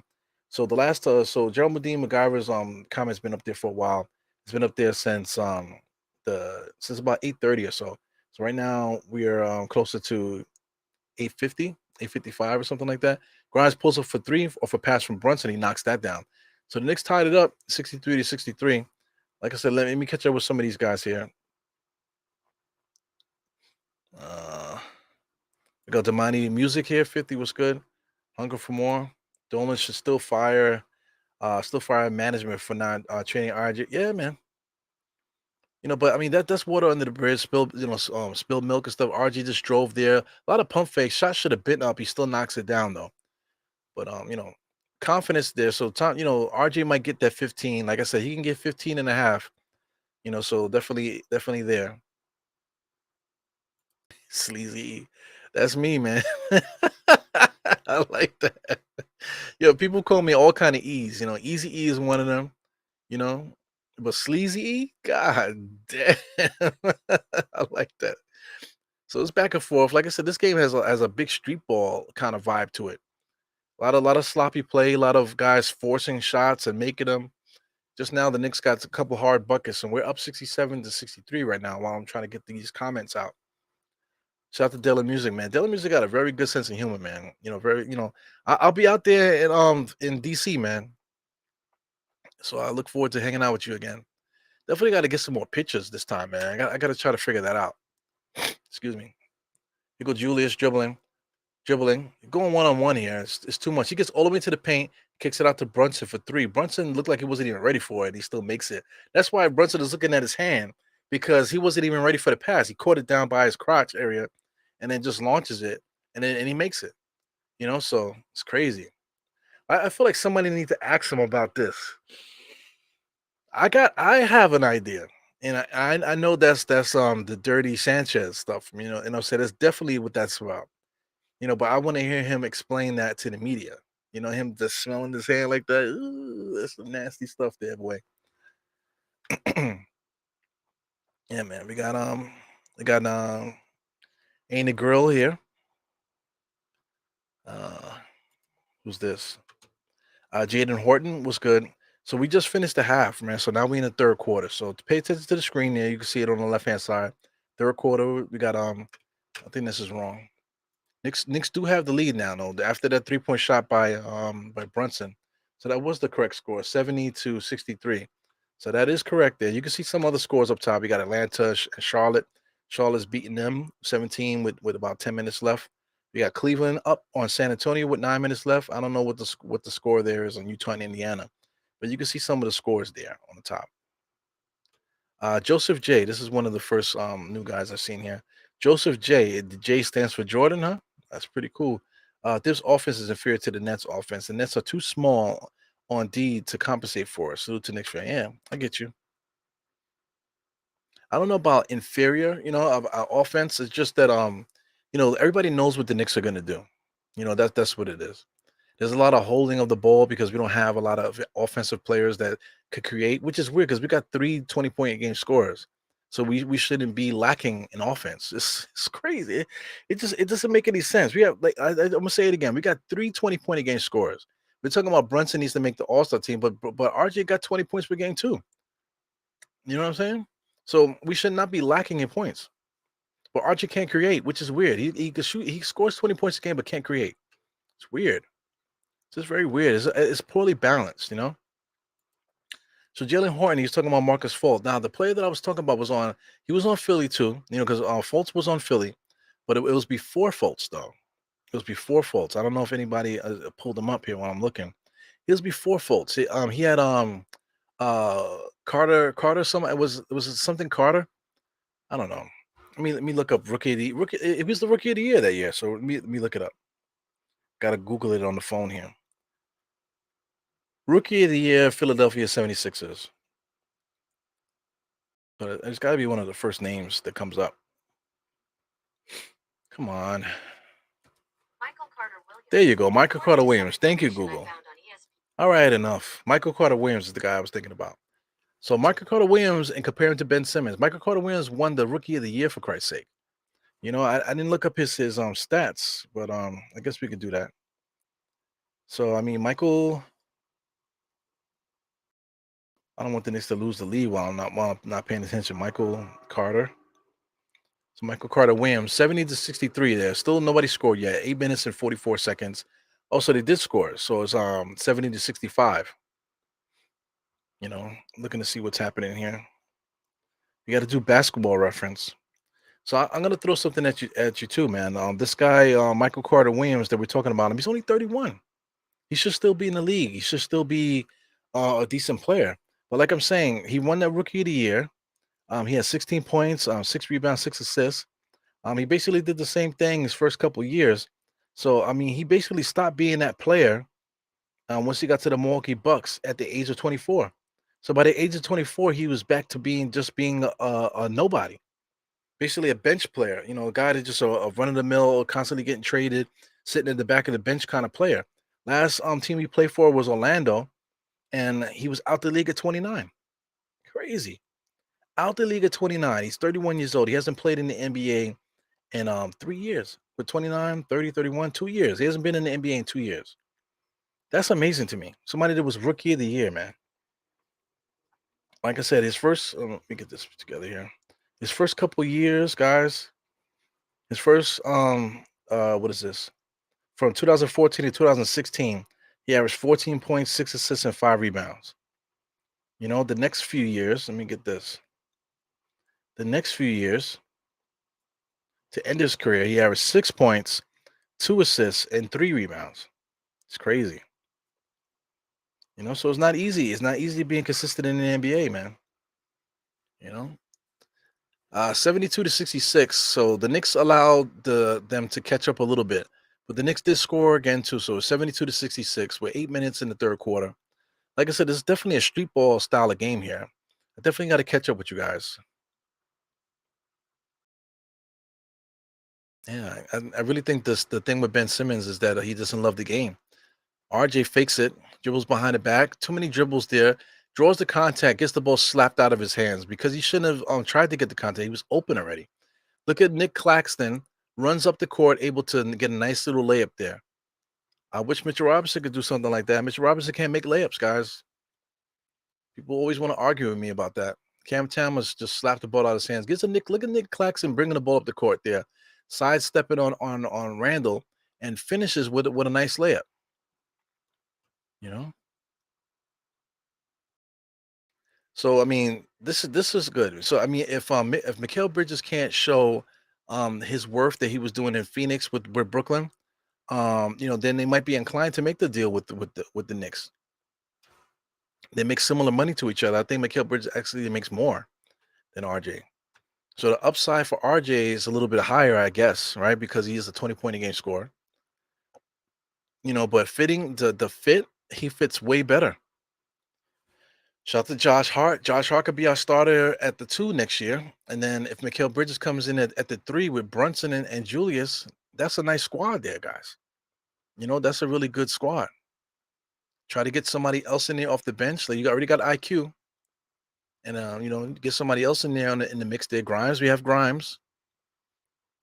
You know. We can have something going here. So we got some guys here that I never seen before a day in my life just shooting threes on the Knicks. 71 to 72. Knicks are up. Cam Thomas misses the 3. Long rebound here. You got Claxton with the rebound. Gives it to number 28. That Finney dude from Dallas hits a wide open 3-point shot. Finney Smith. So hey man, this is gonna be a battle. We got the Nets have quite a few guys that can battle on that squad. They have a lot of really really good role players. Role players bring a lot of energy and they bring a lot of toughness and intangibles. So they have a team full of them. So they're gonna give the Knicks problems tonight, man, because the Knicks lack people with those intangibles. And like I said, the Nets have too many guys with intangibles, so you're gonna give us problems tonight, man. So Knicks got to hold on. Trish D, 20 points a game on 15 to 20 shots. Yeah, most missed. Yeah, point totals, some for the free throw line. His numbers are deceiving. Absolutely, this is gospel right here. This is gospel for most Knicks fans that watch him every day. We watch him every day, so this what you said here is exactly what it is. He's a volume scorer. To put it short, he's a volume scorer. The potential. People still worried about potential. He still has that potential tag. All he has to do is get some go-to moves and clean up some of the things that he does, and get better at the stuff that he does well. And he's a good basketball player. But I think with Julius here, I think it just doesn't fit. And trading Julius so RJ can get off is not the right move. Definitely isn't. Let me see what else you're saying. He said put Hart with Grimes and that starting line. Yep, right now with the current squad, yes.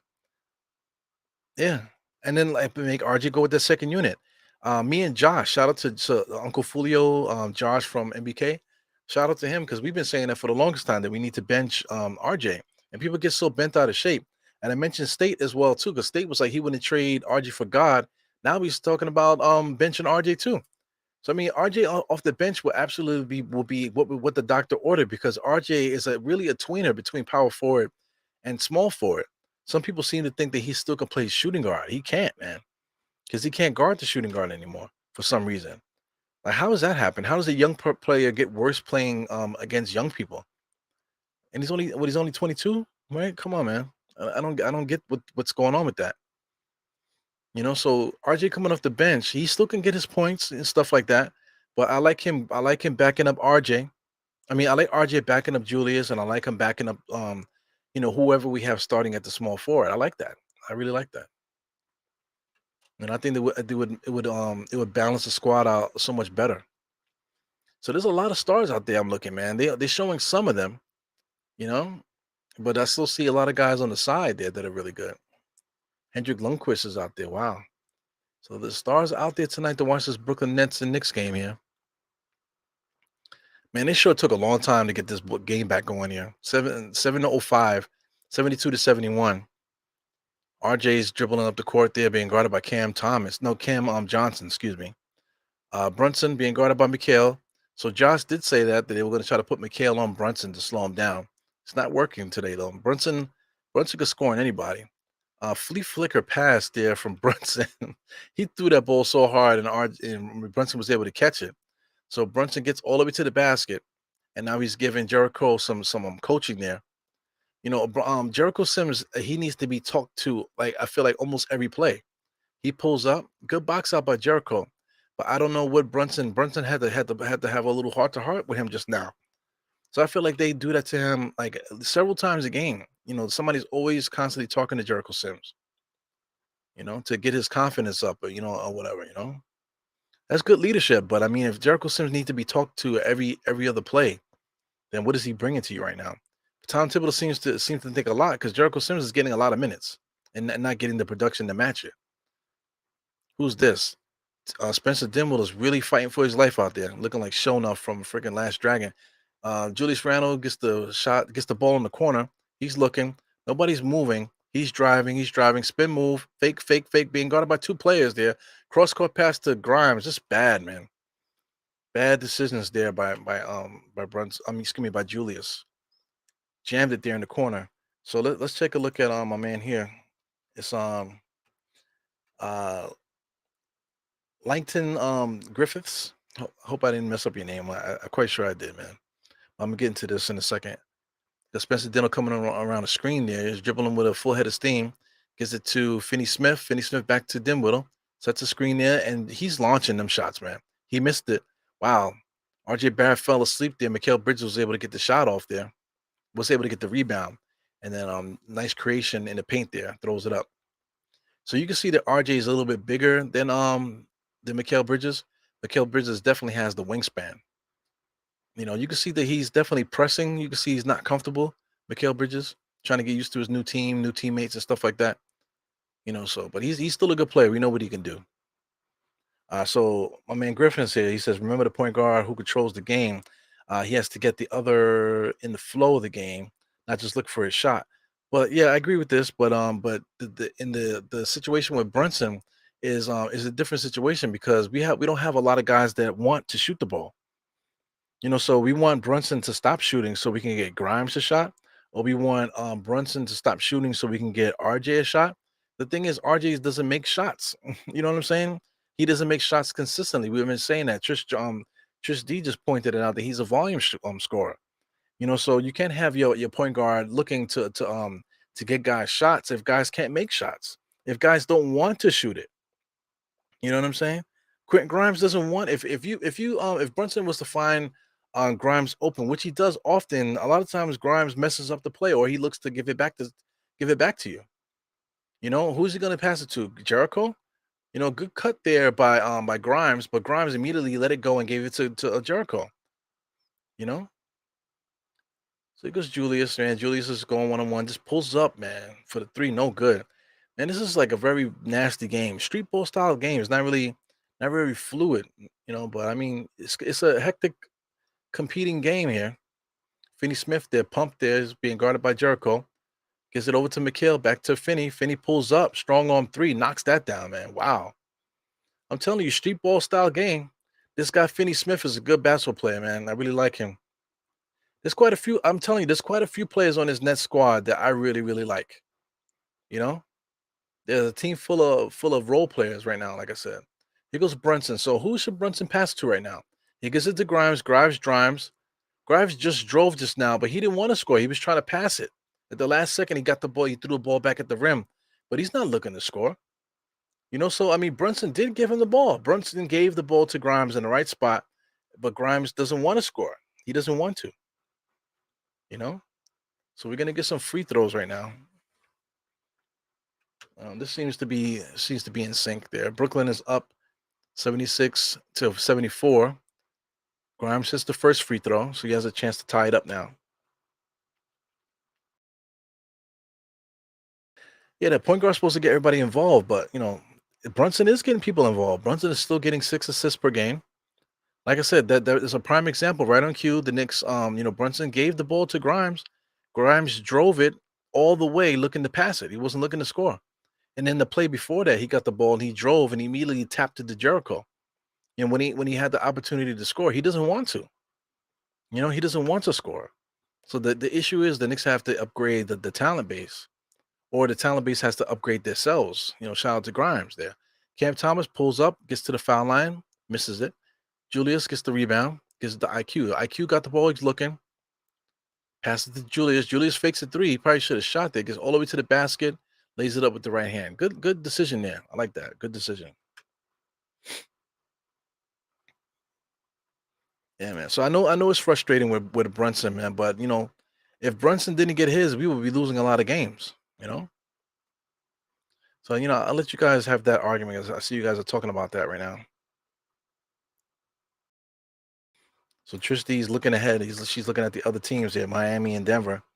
Miami's only down 3. They need them to lose in order to keep us up where we are.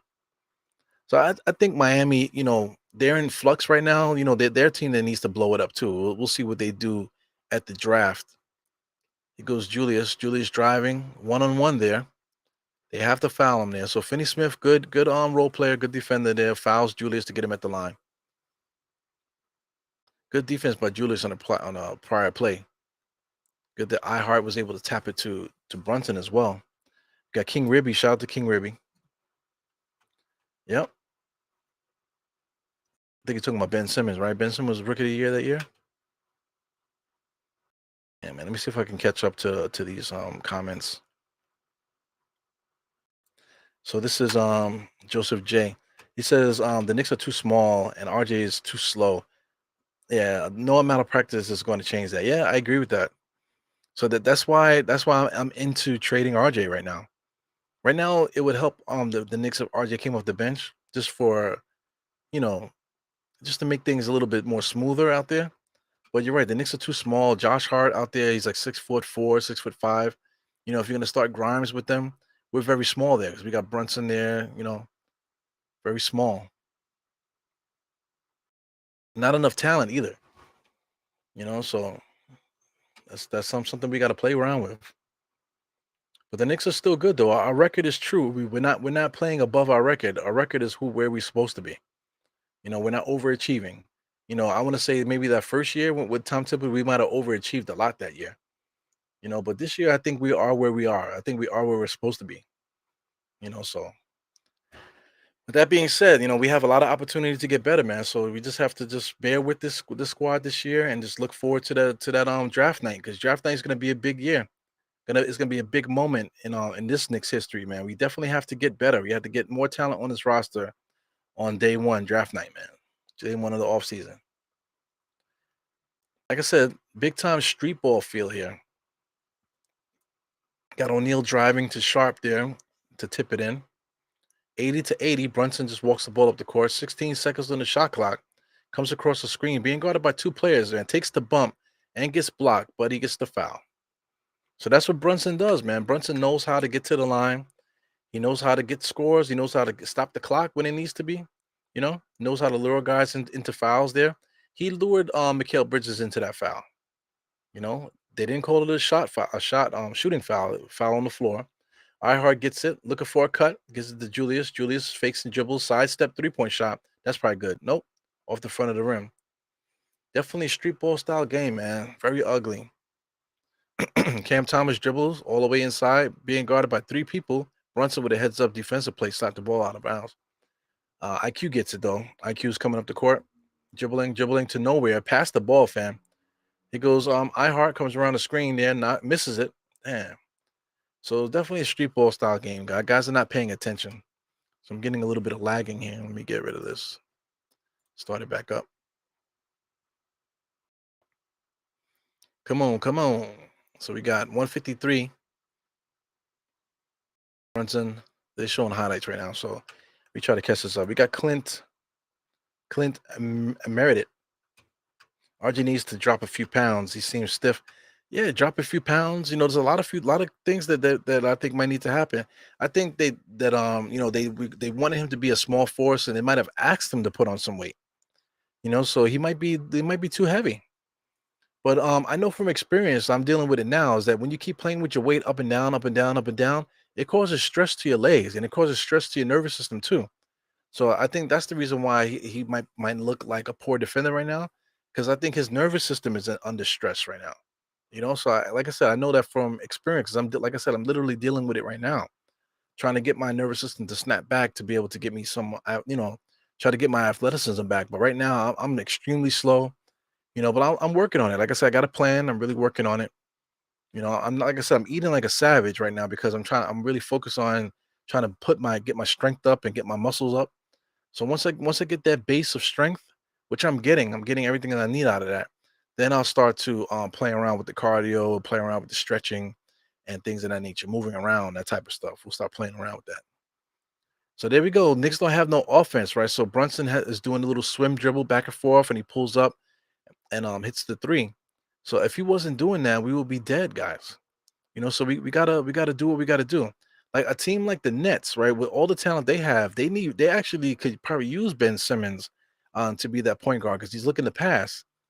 So with the squad that they have, they probably could use a Ben Simmons that's gonna be a pass first point guard to get people involved, that type of thing. Because they have so much talent on this net squad. Because I mean, let's do that, man. If you want to talk about talent, right? Let's look at what's going on with the Nets. You got Miles Bridges, they got Spencer Dinwiddie, you got Finney Smith, you got Cam Johnson, Nick Claxton. That's only the starting five. Then you got Cam Thomas, Royce O'Neal, Joe Harris. You got this guy Sharp. You got Ben Simmons. I said, Watanabe is over there. You got Sumner. Sumner's not even playing. You got what's his name? The Curry brothers there. You got Patty Mills. They have a lot of talent on their squad, yo. But there's a lot of role playing talent. So, if they can, they have their own issues. I'm not gonna break down what they need to do. But they have a lot more talent on their roster as far as creators and role players and guys that know how to play. Everybody that I mentioned really knows how to play the game of basketball. So like to fast forward to the Knicks, I'm just gonna mention the guys that I think that they don't know what the hell they're doing.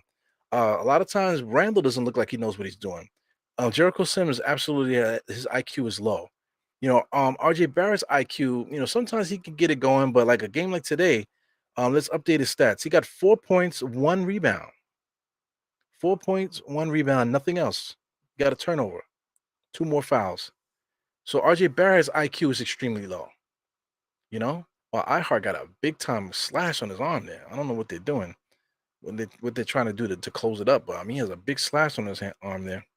So anyway, RJ Barrett's IQ is low. Grimes' IQ is pretty high, but his talent doesn't match his IQ at the moment. Um, who else is here? Obi Toppin's IQ is really low. He probably needs another team. Outside of that, you got Derrick Rose is good. Fournier's IQ is pretty good. But outside of those two, because those guys are not playing right now, Miles McBride is out the rotation. So the person that lost his minutes, because of iHeart, right now is Miles McBride. You know what I'm saying? Miles McBride, he has a high IQ, but his talent don't match. So like I said, I mentioned quite a few players on the net squad. I mentioned basically like 12 players on the net squad that all have really good basketball IQs. And then I mentioned like 5 players off the Knicks that literally are stupid ass basketball players. You know? So that's it right there. So Brunson has been standing on the island, double team there. Double team is showing. He's driving, gets the ball to Hart. Hart's driving hard to the basket, gets a shot up on the rim, and he knocks it down, and he gets the foul. You know, like I said, I keep saying it. This guy Josh Hart. Look up on the side of the screen here. This year, I don't think it shows the 2 point percentage. No, they don't show the 2 point percentages. But I mean, from the field this year, he's shooting 50%. 50% from the field. Like I said, I think he was shooting about 59, 60% from the 2 point range this year. That's incredible. He's a really good basketball player, man.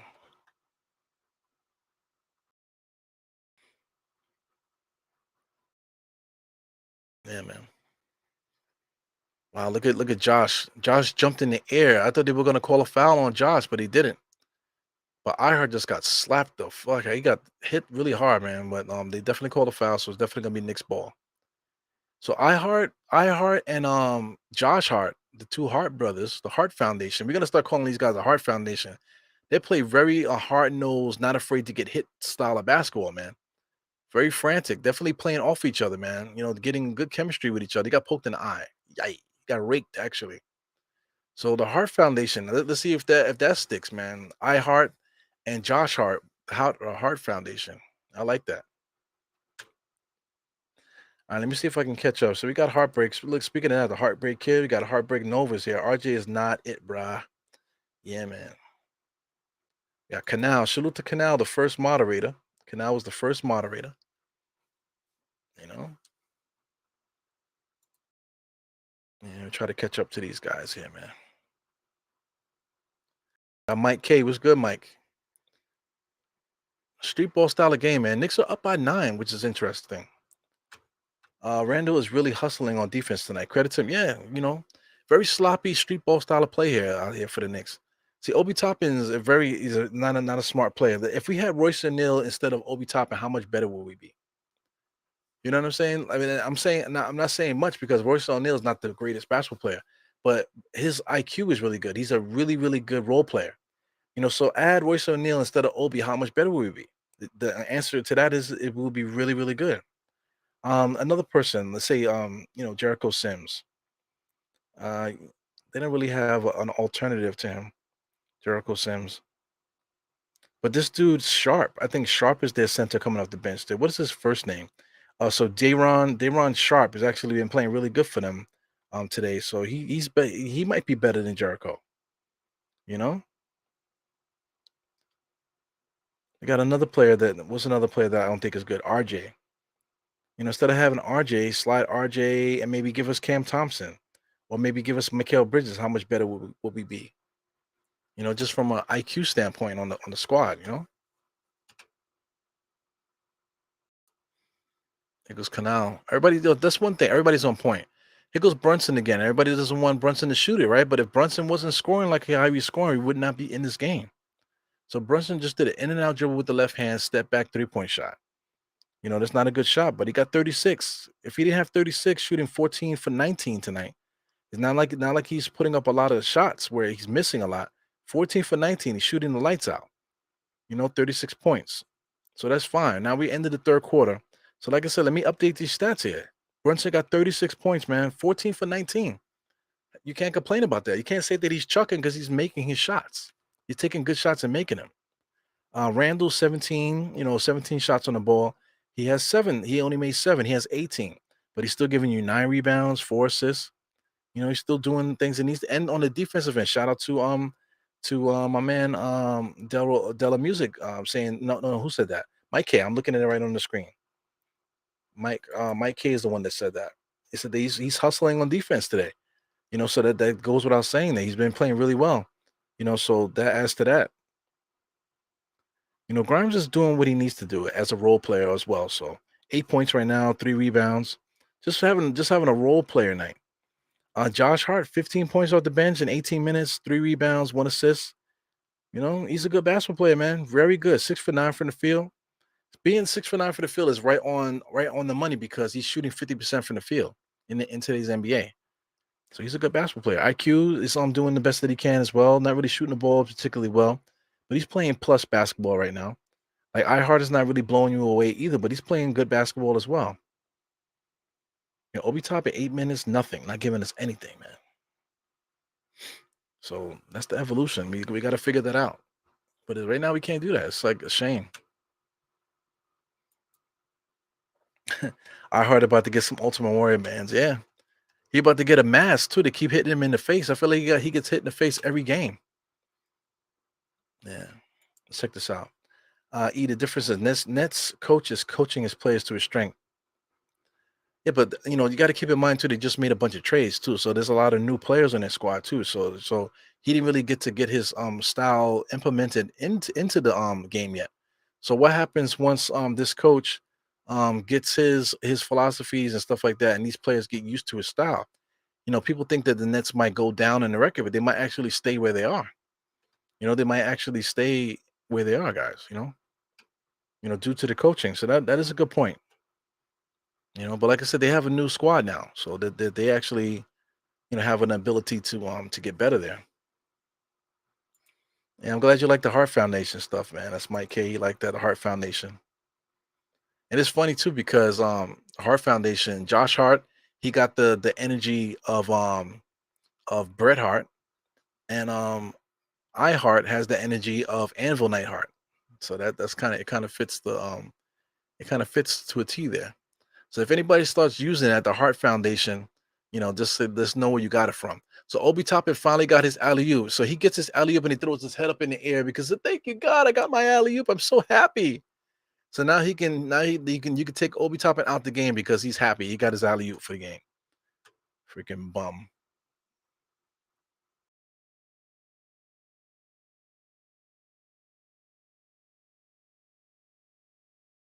Right off the mat. So here goes Paris Duggar.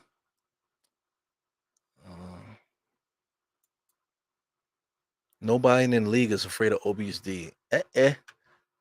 Sad. Ay, ay, ay.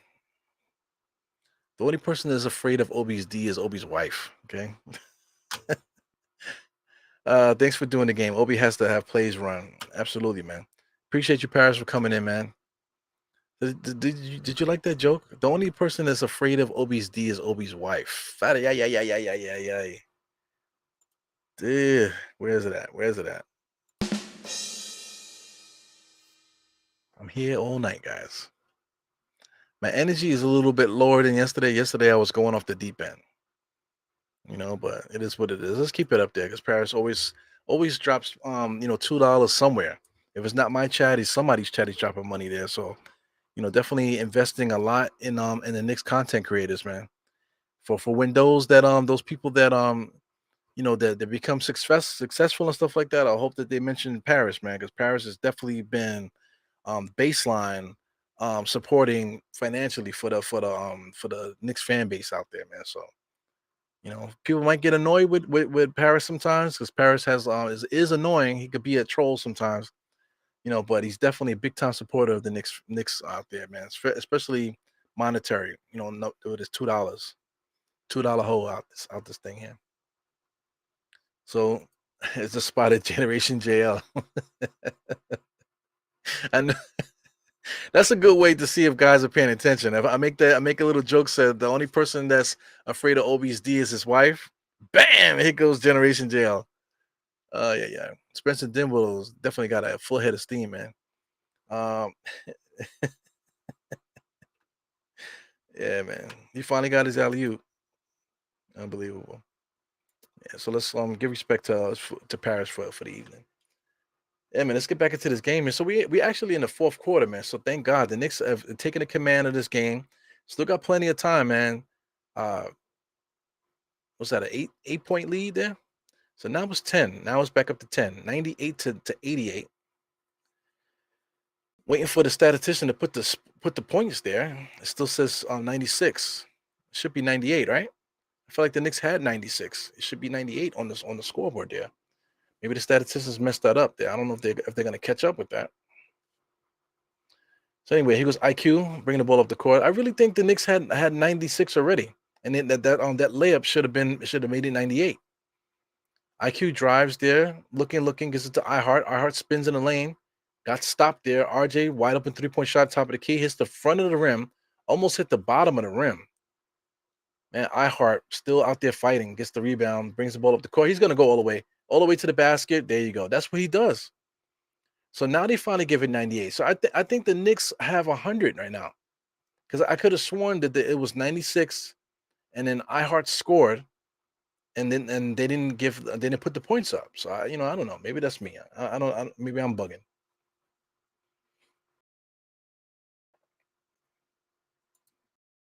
Don't like Hart bringing the ball up the court. Yeah, man. I heard playing that turnstile D. Everybody's coming through. Yep. Yeah, man. Everybody loves that D. Everybody loves good D. Yeah. Everybody can appreciate some good D.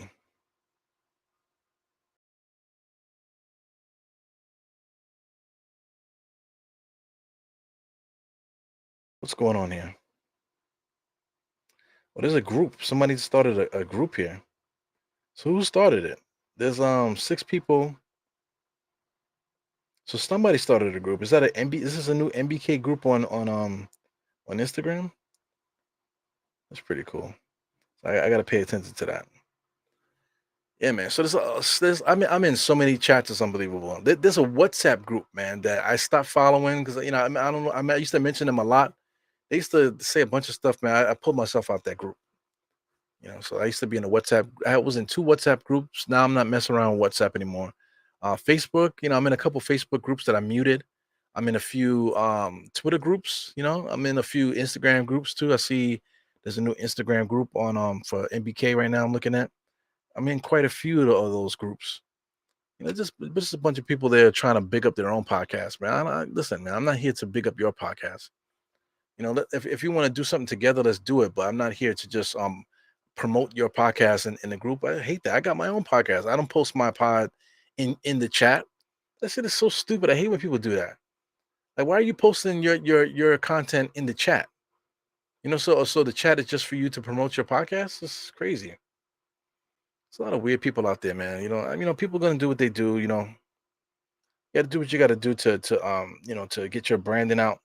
But if you in a group chat with guys, it's supposed to be about building, right? Not about um, you know, building up your promoting your content in the group chat. I think that's counterproductive there. That's not what the group chat's supposed to be about. But people do what they're gonna do.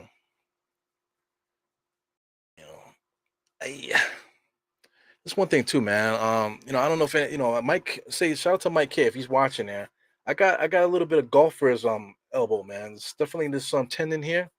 It's definitely hurting me, man. I messed it up because I kept like when I was doing my pull downs, I kept curling my arm a little bit, and I definitely strained my forearm there. I shouldn't have did that. Trying to squeeze out extra weight. So what's the funny thing now is that I could lift the weight that I was squeezing out that day. Now I can hit that weight.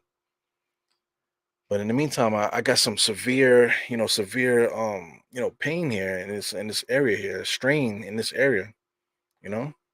So doing a lot of research trying to figure that out how to fix that, But they're basically saying the same stuff, man. So it's basically just baby it, try to strengthen your hands and try to strengthen stuff and stretch and all that stuff. So I just been doing that. Right now I got this little hand the hand thing here, trying to strengthen my grip. Maybe trying to pop that tendon out a little bit, trying to strengthen the muscles around the tendon. See if that helps out. IQ gets all the way to the basket, gets swiped out by Ben Simmons there, so it's still going to be Knicks ball. 98 to 88, 9 minutes and 21 seconds. So it was interesting, man. The Nets are filled without. I mean, that was all ball there. Good defense by Ben Simmons. What can you do there? All right, so Paris Duggar, you got a little bit more than your $2 worth of fame there, man. Wow, Mike K just dropped 5 beans on the kid. And I was just talking about you too, right? So Mike K said, note that the Knicks 23 pick will transfer this year, regardless of where New York finishes. They want 24 and not available for big trade this summer. So that's interesting there too. So RJ is getting way too close there. I don't know what's all this sword fighting going on down there. I don't get that. I don't know what was going on there. Royce O'Neal was very uncomfortable with what RJ Barrett was doing there with the sword fighting. Very weird, freaky thing was going on there. So anyway, yeah. So I mean, that's a big thing there. So the Knicks trading the 2023 pick, with the 2024 pick, I think it's supposed to be the big draft, right? So we traded this year, so that means we can't trade the 24 pick. So that's interesting, you know. Yeah, so I think it is like top 3 protected, if I'm not mistaken. I'm not sure if it doesn't have any protections. It might have the top 3 protected. I'm not exactly sure about that. But like I said, I'm not really worried about that because I don't think the Knicks are going to be top 3. We're not gonna get the top 3. And it's like the chances of that is very very low. IQ just took Cam Thomas to school there, laid up right on top of him. IQ, the evolution IQ is there, man. He's definitely getting better and better as time goes on. His IQ is improving. Effort has always been there. Knicks doing a good job collapsing there. iHeart there came back out on the 3-point shooter. Definitely closed out on time. Almost got to the block, but Cam Thomas was able to knock that down. So I think this is very important. What Mike K is saying here. Thanks for the super chat, Mike. IQ is really playing good there. Josh Hart, ball mover, gives it to Obi, spot up 3-point shot. He misses that. Sheesh. So he goes Royce O'Neal, full head of steam, kicks it out. iHeart, Spencer Dinwiddie there. Tried to get that 3-point shot going. Top of the key there, being guarded by iHeart now. By IQ, excuse me, posting him up. They call it BS foul there on IQ. So IQ just basically he acknowledged the foul. He threw his hands up. Yeah, but I think that's very important what you're saying there, Mike. Let's keep it moving. Grab one of those forearm bands. Yeah, I have. Like I was telling you before, I do have one of those, the forearm bands. I don't think it's really helping, So I'll keep messing around with it. Maybe like moving around the position of it to see if it improves it. But it's definitely like a major pulling, man. As soon as I grab the bar, I feel the pulling here. But like I said, as long as I keep the forearm straight instead of curling it, because like I said, I got myself into trouble when I was pulling it, and instead of pulling it down or lowering the weight, I decided to do this. As soon as I did that, that made that strain in this area. So I know what I did wrong. I got experience with lifting weights and stuff like that, so I know what I did wrong. But the problem with this type of injury, it doesn't go away. It stays with you for a while. So I'm gonna have to deal with that for a few weeks, few months maybe. IQ is hot, wide open 3-point shot in the corner there. So we're keeping the Nets at bay right now. It's 103 to 91. So the Nets are trying their best there. Spencer Dinwiddie is doing a lot of dribbling there. He just did a waltz there with Josh Hart, throws the ball off the glass and lays it up. So Spencer Dinwiddie is good, man. For all I respect him as a player, man. I wish he wouldn't talk so much, man. But I definitely respect him as a basketball player. He's really good.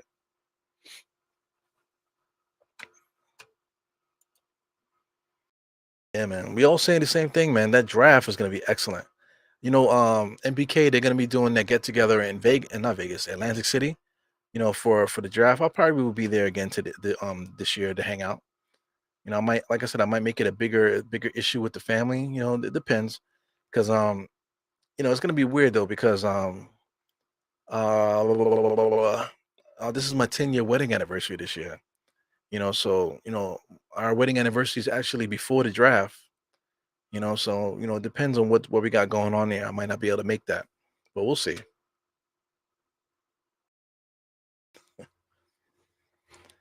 Yeah, man.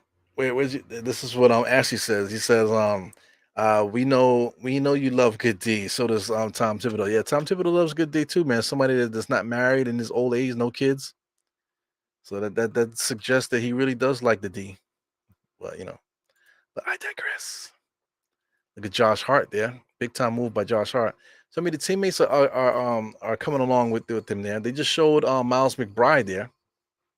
Look at Josh Hart. Nice little elbow there to clean him out the way. And he lays it up. I love the energy. But like I said, somebody had to go. Miles McBride is the one that's out the rotation, and they ironically show him. Miles McBride is cheering for him on the bench. So you can see that Josh Hart for Miles McBride, like we needed to upgrade at that spot, and Josh Hart is it. Josh Hart is not a point guard per se, but he is a good basketball player. So him taking out for Miles Bridges is perfect. Look at Spencer Dinwiddie is really looking for that home run there. Brunson there, dribble, dribble, dribble, dribble. Got him on skates, dribbling around, gives it to Julius. Julius fakes it. Julius gonna step back. He was looking for the three. Behind his back dribble there. A lot of dribbling. So they call a foul there. Julius lost the ball, but they end up calling a foul. So what's up with these light sneakers right now? I see a lot of people with I see Josh Hart with lavender shoes. RJ got the sweet and low shoes, and I see Randall got some kind of lavender shoes as well. See, I see Brunson with some lavender kind of shoes too. So that might be just something with the team. Maybe they're looking as a team trying to keep the same look as a uniform kind of thing. That might be something going on. If the pick is top 15, New York keeps it and sends 4 second round picks to Portland. If it's outside the lottery, then it goes to Portland. Okay. So that I mean that's good. Knicks have a lot of second round picks, so Brunson just chucks up a shot there. So there's gonna be a foul on the floor. It looks like it's gonna be Brooklyn ball. Loose ball foul on Hartenstein. Hartenstein has a gnarly slash on his arm there. How do these NBA players getting slashed like that? Shout out to RJ that almost had his hand cut off simply by getting slapped by Luca. Luca didn't have any rings or anything like that. How the hell did he bust open RJ's hand like that? And then iHeart has a slash on his arm. Does somebody have a razor out there? It's crazy. So we got Della going crazy here. Yeah, we're definitely doing a good job with that. Knicks. Oh wow, what's going on here? So they just called a loose ball foul there. It's going to be Nets ball. Brunson just took the charge there. So yeah, Spencer Dinwiddie. Yeah, he definitely took a charge there. Wow, he got annihilated too. I don't know how you could stand there and take a blow like that. Pause. You know, but Brunson does it every night. So listen, man. The days of the point guard that passes a lot. Shout out to right on cue, Brunson with the alley oop to iHeart. You know what I'm saying? Those days of where like Rod Strickland, they would score maybe 17 points per game and get 10 assists. Those days are over. And this is the time of the scoring point guard. But Brunson can get the ball to the guys that when it's time and right on cue, he throws an alley oop to iHeart. But it takes a nice cut. iHeart had a nice cut. Let's see if they show the replay. So no, they're showing the defensive play there. So here goes the Brunson driving. Nice little alley oop there. He saw iHeart coming all the way, but iHeart has to complete the play by driving, by making a nice hard drive to the basket. And it is what it is. A lot of talking there. Spencer Dinwiddie's yapping his gums there. 94 to 108. 5 minutes, 5:50 right now. So we're in crunch time. So like I said, it feels good to be up on the Nets with 5:50 left, but it's plenty of time out there, man. Josh Hart got 4 fouls, 2 more fouls to his name there. So one thing about Josh Hart is that he don't waste fouls. That's another thing too, man. If he fouls you, he's gonna foul you. So hopefully these little things start trickling down to the rest of the team there, and we can start really building that identity that we want. I'm really thirsty, man. I should have brought something to drink. Brunson drives there, teardrop to Jesus. He knocks it down. So Brunson got to have 40 tonight, right? Let me get the scoreboard going here. He's got to have 40. So what can you do, man? Brunson is not an all-star. He absolutely should be. Here goes IQ. Knicks get a nice little fast break there. So IQ is going to get 2 buckets here, 2 free throws. So right now, Brunson has 38. Brunson has 38 points right now. So 38, still got 5 assists. He put up 21 shots, but he made 15. You know, so he's not chucking. He's making his shots. Randall still 7 for 17. 18 points, 9 rebounds. He hasn't really changed much in his stats since the last time I checked. But he's done for the night. 18 and 9 with 4 assists. That's a full day's work right there. He only played 31 minutes. RJ tonight, he just pissed away this game. 24 minutes. So I mean that's why Brunson got to score 38 because RJ scored 4. And it's not because Brunson didn't find RJ, it's because RJ sucks. You know? Unbelievable. Jericho Sims played 22 minutes, 2.7 rebounds. Not really positive play out there for him. iHeart, in contrast, he has 20 minutes, 8 points, 4 rebounds, more of an impact. Just him being a part of the game there, playing defense, moving the ball, that type of stuff. So he had a little bit more impact out there. Obi Toppin, 12 minutes. He only had 2 points because he got his alley oop. He was so happy. Once he got the alley oop, he was so fucking happy, right? It's a freaking bozo. I'm trying to tell you, say like a guy like Harrell. I'm only mentioning Montrezl Harrell because Philly just picked up Desmond, right? So if they want to use Desmond as the backup center, then get rid of Harrell. Because let's look that up right now. Let me look up Montrezl Harrell. Montrezl Harrell basketball reference. So I'm just gonna look up Montrezl Harrell. I'll put him on the screen so we both can look at him together, guys. So we got Montrezl Harrell here. I know you guys can see it. Shout out to Paris Dougie. He just dropped another $2 on me. So let me while I'm talking, let me just put this up here. So anyway, Montrezl Harrell here. He's check out his age. 29 years old. He's up in age. He has a lot of experience. He just turned 29 as well on January 22nd. I mean January 26th. So anyway, that's not why I'm looking. Look at his career stats: 12 points, 5 rebounds. Nothing that jumps out at you. But he's a guy. You can see the game started. Then he started a lot of games. Most of his games been coming off the bench, so that's a positive for us right there. Check out the minutes per game: 20s and the 20s and the 20s. This year in Philly, for some reason, they didn't use him. Charlotte, for some reason, they didn't use him. To me, it's really because of the 3-point shot. They say he don't play defense, but I think it's more because he doesn't shoot the three. But let's check out the stats here. Let's move this down a little bit because come on, man. Let's move this down over here so you can see the main stats. Look at the points. This is per game. Look at the points here. 11, 16, 18, 13, 13, 14. So there's a guy that could put the ball in the bucket, man. 64% from the field for most of his career. He shot 61% from the field total. Like I said, he doesn't shoot the three. Free throw percentages is not necessarily good either. About 70, 69%, 70. Rebounds is getting basically 6 per game when he gets decent minutes.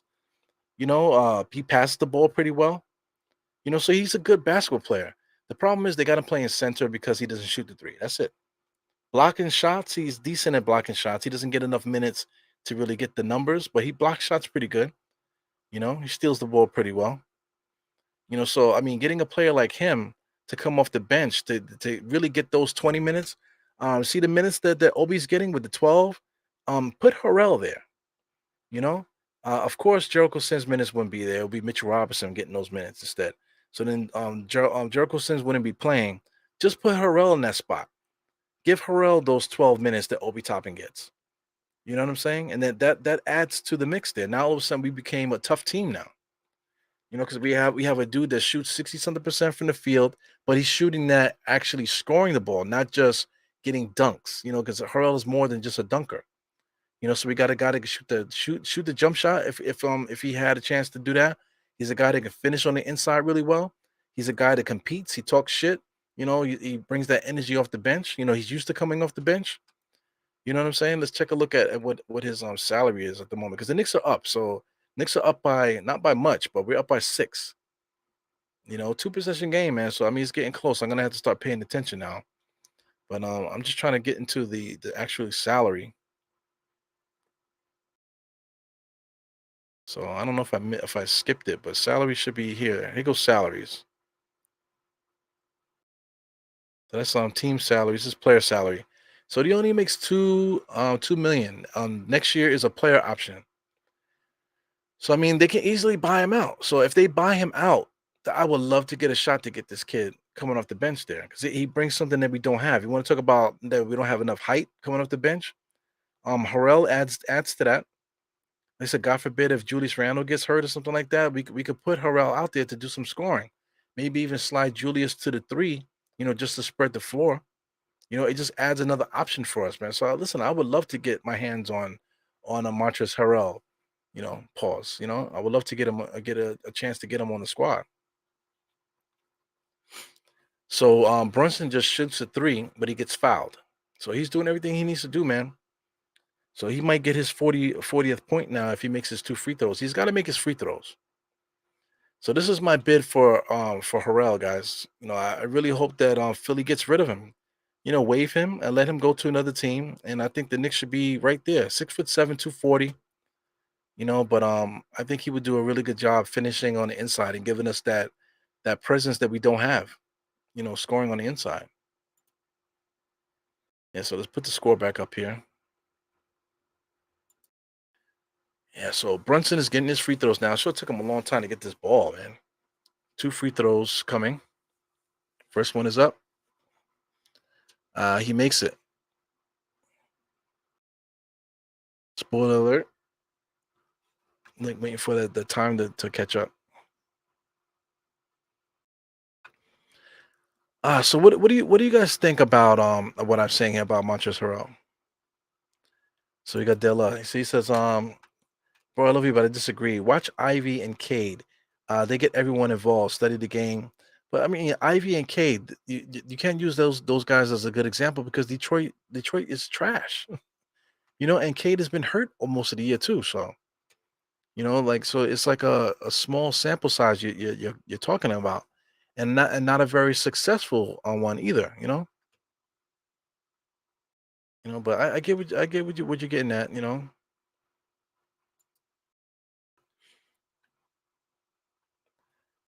Yeah, I guess that if he averaged more assists, yeah. But at the present moment, though, you know, who would he be passing to?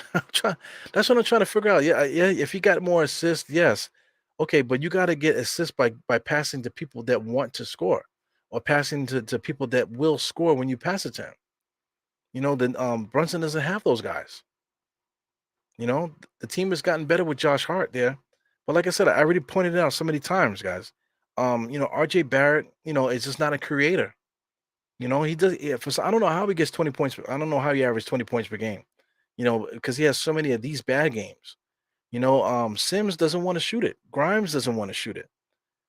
So I mean, Josh Hart, I quickly and stuff like that. When those guys are out there, then Brunson was more inclined to throw it. But I mean, a game like today, like I said, Brunson is shooting 15 for 21 tonight. So he's not chucking. He's just scoring. He's taking whatever they give him and he's scoring. And if he didn't get the 40 points tonight, we would be losing. So the bottom line is winning, not just passing the ball to the open teammates. Because like I said, what my man Dela Music just said, look at Detroit with Cade and Ivy, but Cade has been hurt all year.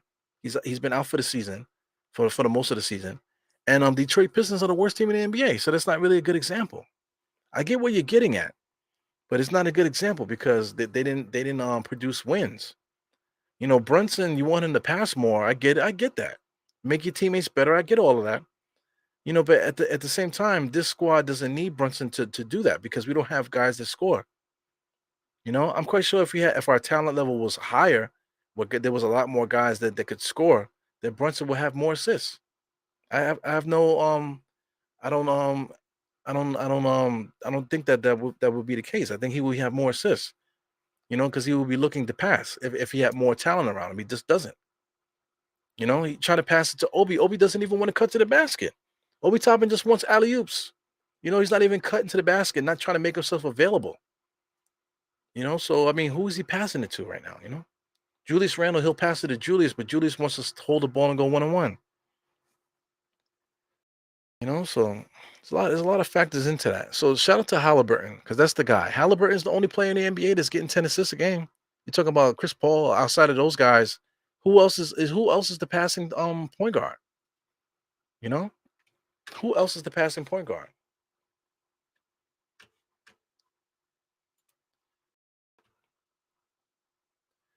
NBA assist leaders. Let's do this. So this is the assist leaders. I'm gonna just click it just so we can see together as a team. The Knicks are up, man, so we could play this game for a little while. It's making me nervous because the Nets haven't been able to score in a while. They've been stuck on 96 for a minute. The Knicks haven't been able to score neither. So I see Deuces coming in for Brunson for some reason. So I don't get it. So we'll see here. I feel like Tom Thibodeau is fucking around. But let's do this. Let me maximize this a little bit. So as a 250, let's maximize this a little bit. So now I'm looking at the assist column. So these are the assist leaders there, starting at 10. So James Harden gives you 10, Trey Young gives you 10, Nikola Jokic is a center. Halliburton gives you 10, John Moran gives you 8. Then you got Luca, you got Garland, Conley, Russell Westbrook with 7, Damian Lillard with 7, Marcus Smart with 7, Drew Holiday with 7. Quite a few people with 7. Where's my man here at 5? He's down here at 5. I don't know if I missed him. But Jalen Brunson's at 6, 6.2. You know what I'm saying? Jaron Fox is right there. They're scoring point guards. What you gonna say? They're scoring point guards. But let's say if we got Conley, would we be better off with Conley because he has 7 assists? Some of these other guys, Darius Garland, would we be better off with Darius Garland? You know, as far as passing is concerned. But look at Darius Garland. Darius Garland is playing with guys. He's playing with really good forwards that can finish on the inside. Jared Allen, he's playing with. That other kid, that young player that they have that's really good. You know, he's playing with Donovan Mitchell. So these are the players that he's playing with. So that's why he has 8 assists. You know, Brunson is playing with Julius Randle and RJ as Josh Hart just steps over. Hits a 3-point shot. He's going crazy, man.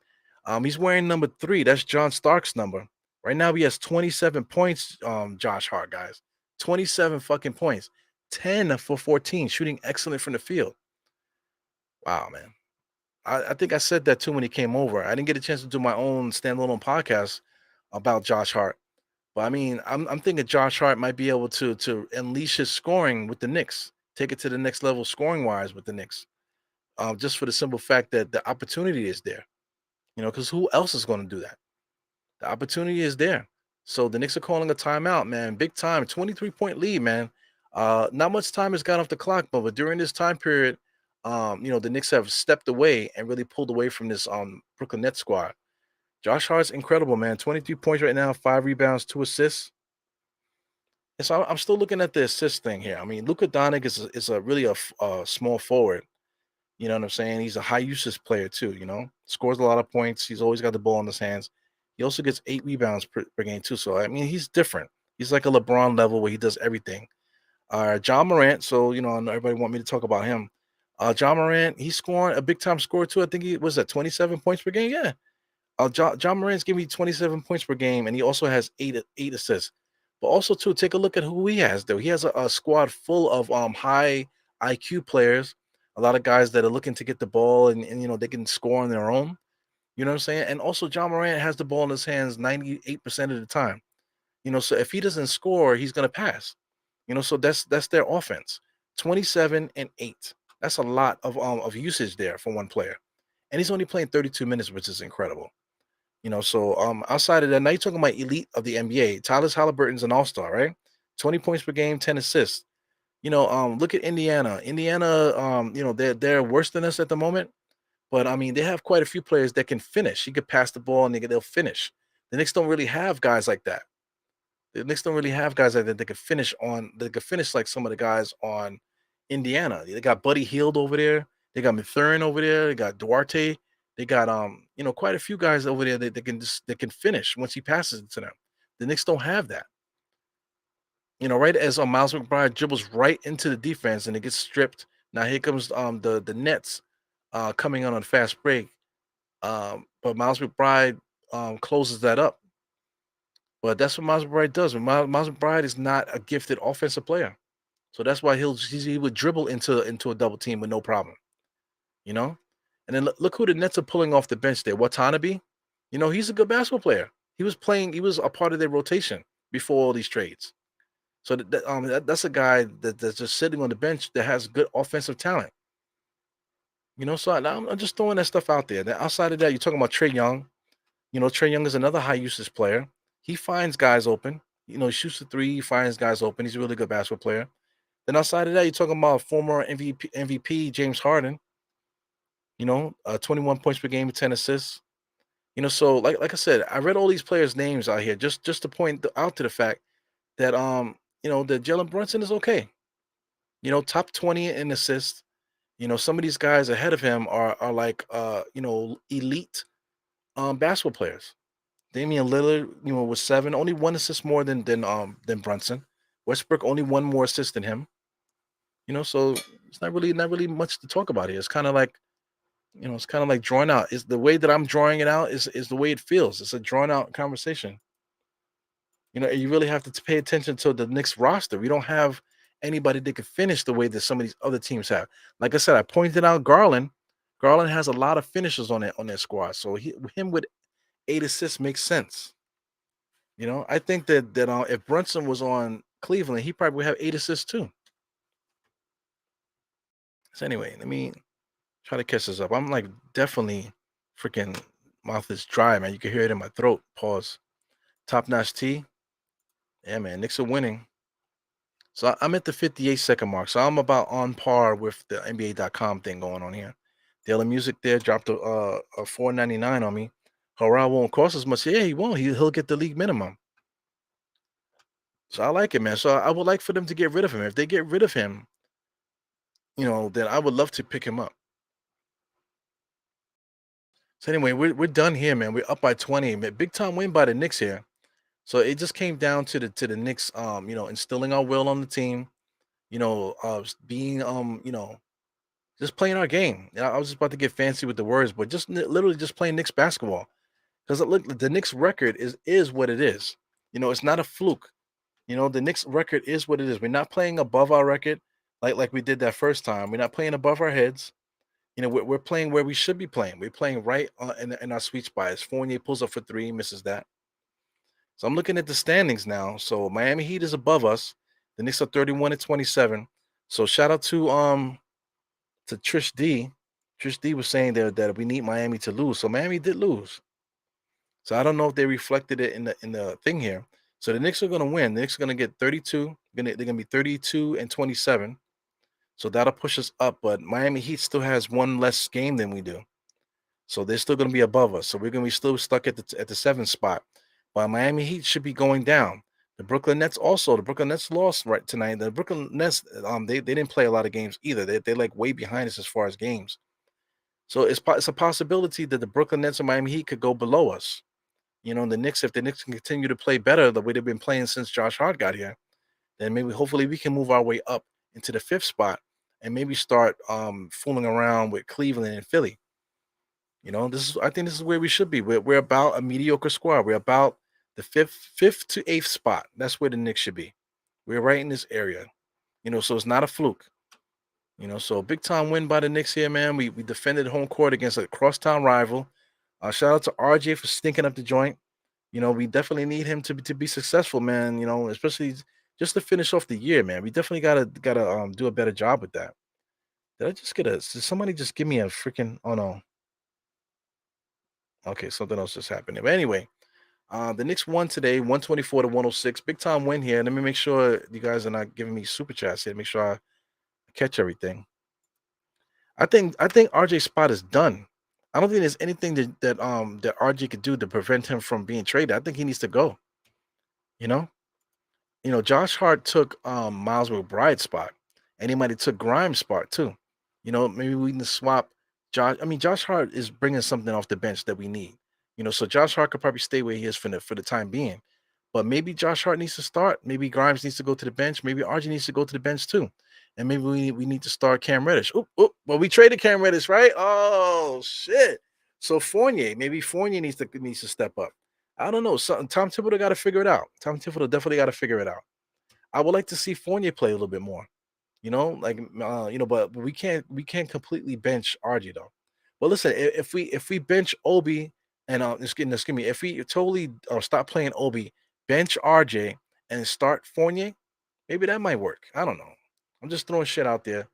But I mean, something needs to come into the mix, man. The Knicks need to figure out how we can get better internally, and then just hope that maybe somebody gets waived, and then we could pick up somebody to fill out the roster. I don't know. So anyway, let's see who one time the Knicks play next time next game. Let me do this. Put it on the screen. I won't do it off the screen. That's the issue here. Let's see the schedule. So this is the schedule here. Scroll all the way down to live here. We just beat the Brooklyn Nets. So next time we play on the 15th against Atlanta. Then we get a big break there for the All-Star break, and we play Washington. So anyway, let's just focus on Atlanta. So Atlanta, we got the next game in Atlanta. We should should beat them. To get a nice win before the All-Star break will be nice. Okay, now let's talk about after the All-Star break, the 24th, 25th, 27th. To finish off the month, we got Washington, the Pelicans, Boston, add Brooklyn back in there. You got Miami, we got Boston and Charlotte. So Sacramento too that I'm looking at. So all these games here, we got 1, 2, 3, 4, 5, 6, 7, 8. 8 games after the All-Star break are all winnable games. We can definitely get a winning percentage in these group of games there. So I mean, the Knicks are doing well right now. That we are where we are, and there's nothing else that we can say about it. Right now, we really gotta keep our guys healthy, keep trying to figure out how we can make the roster better before the playoffs, and then just get prepared. And then I feel like a lot of teams are gonna be afraid to play the Knicks. You know what I'm saying? I don't think that's me talking up our guys. I really believe that teams are gonna be really afraid to play us, man. So anyway, without further ado, this is your boy Eru. We out of here. Good game by the Knicks, man. See you in DC. That's the 24th, man. So I mean, that's a little bit. That's right after the All-Star break. So that's a good mix there. So we have a lot to talk about. February 24th. So anyway, I'll see you guys soon, man. Like I said, when the Knicks play again? The Knicks play again on Wednesday. So I really want to do a solo pod. So we'll see what happens tomorrow if I feel up to it.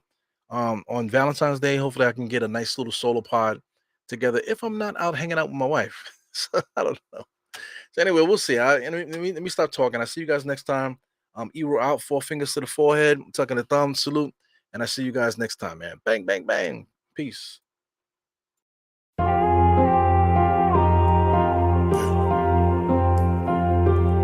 Eru, I see you. Die hard. Trap. We gonna do this one the right way.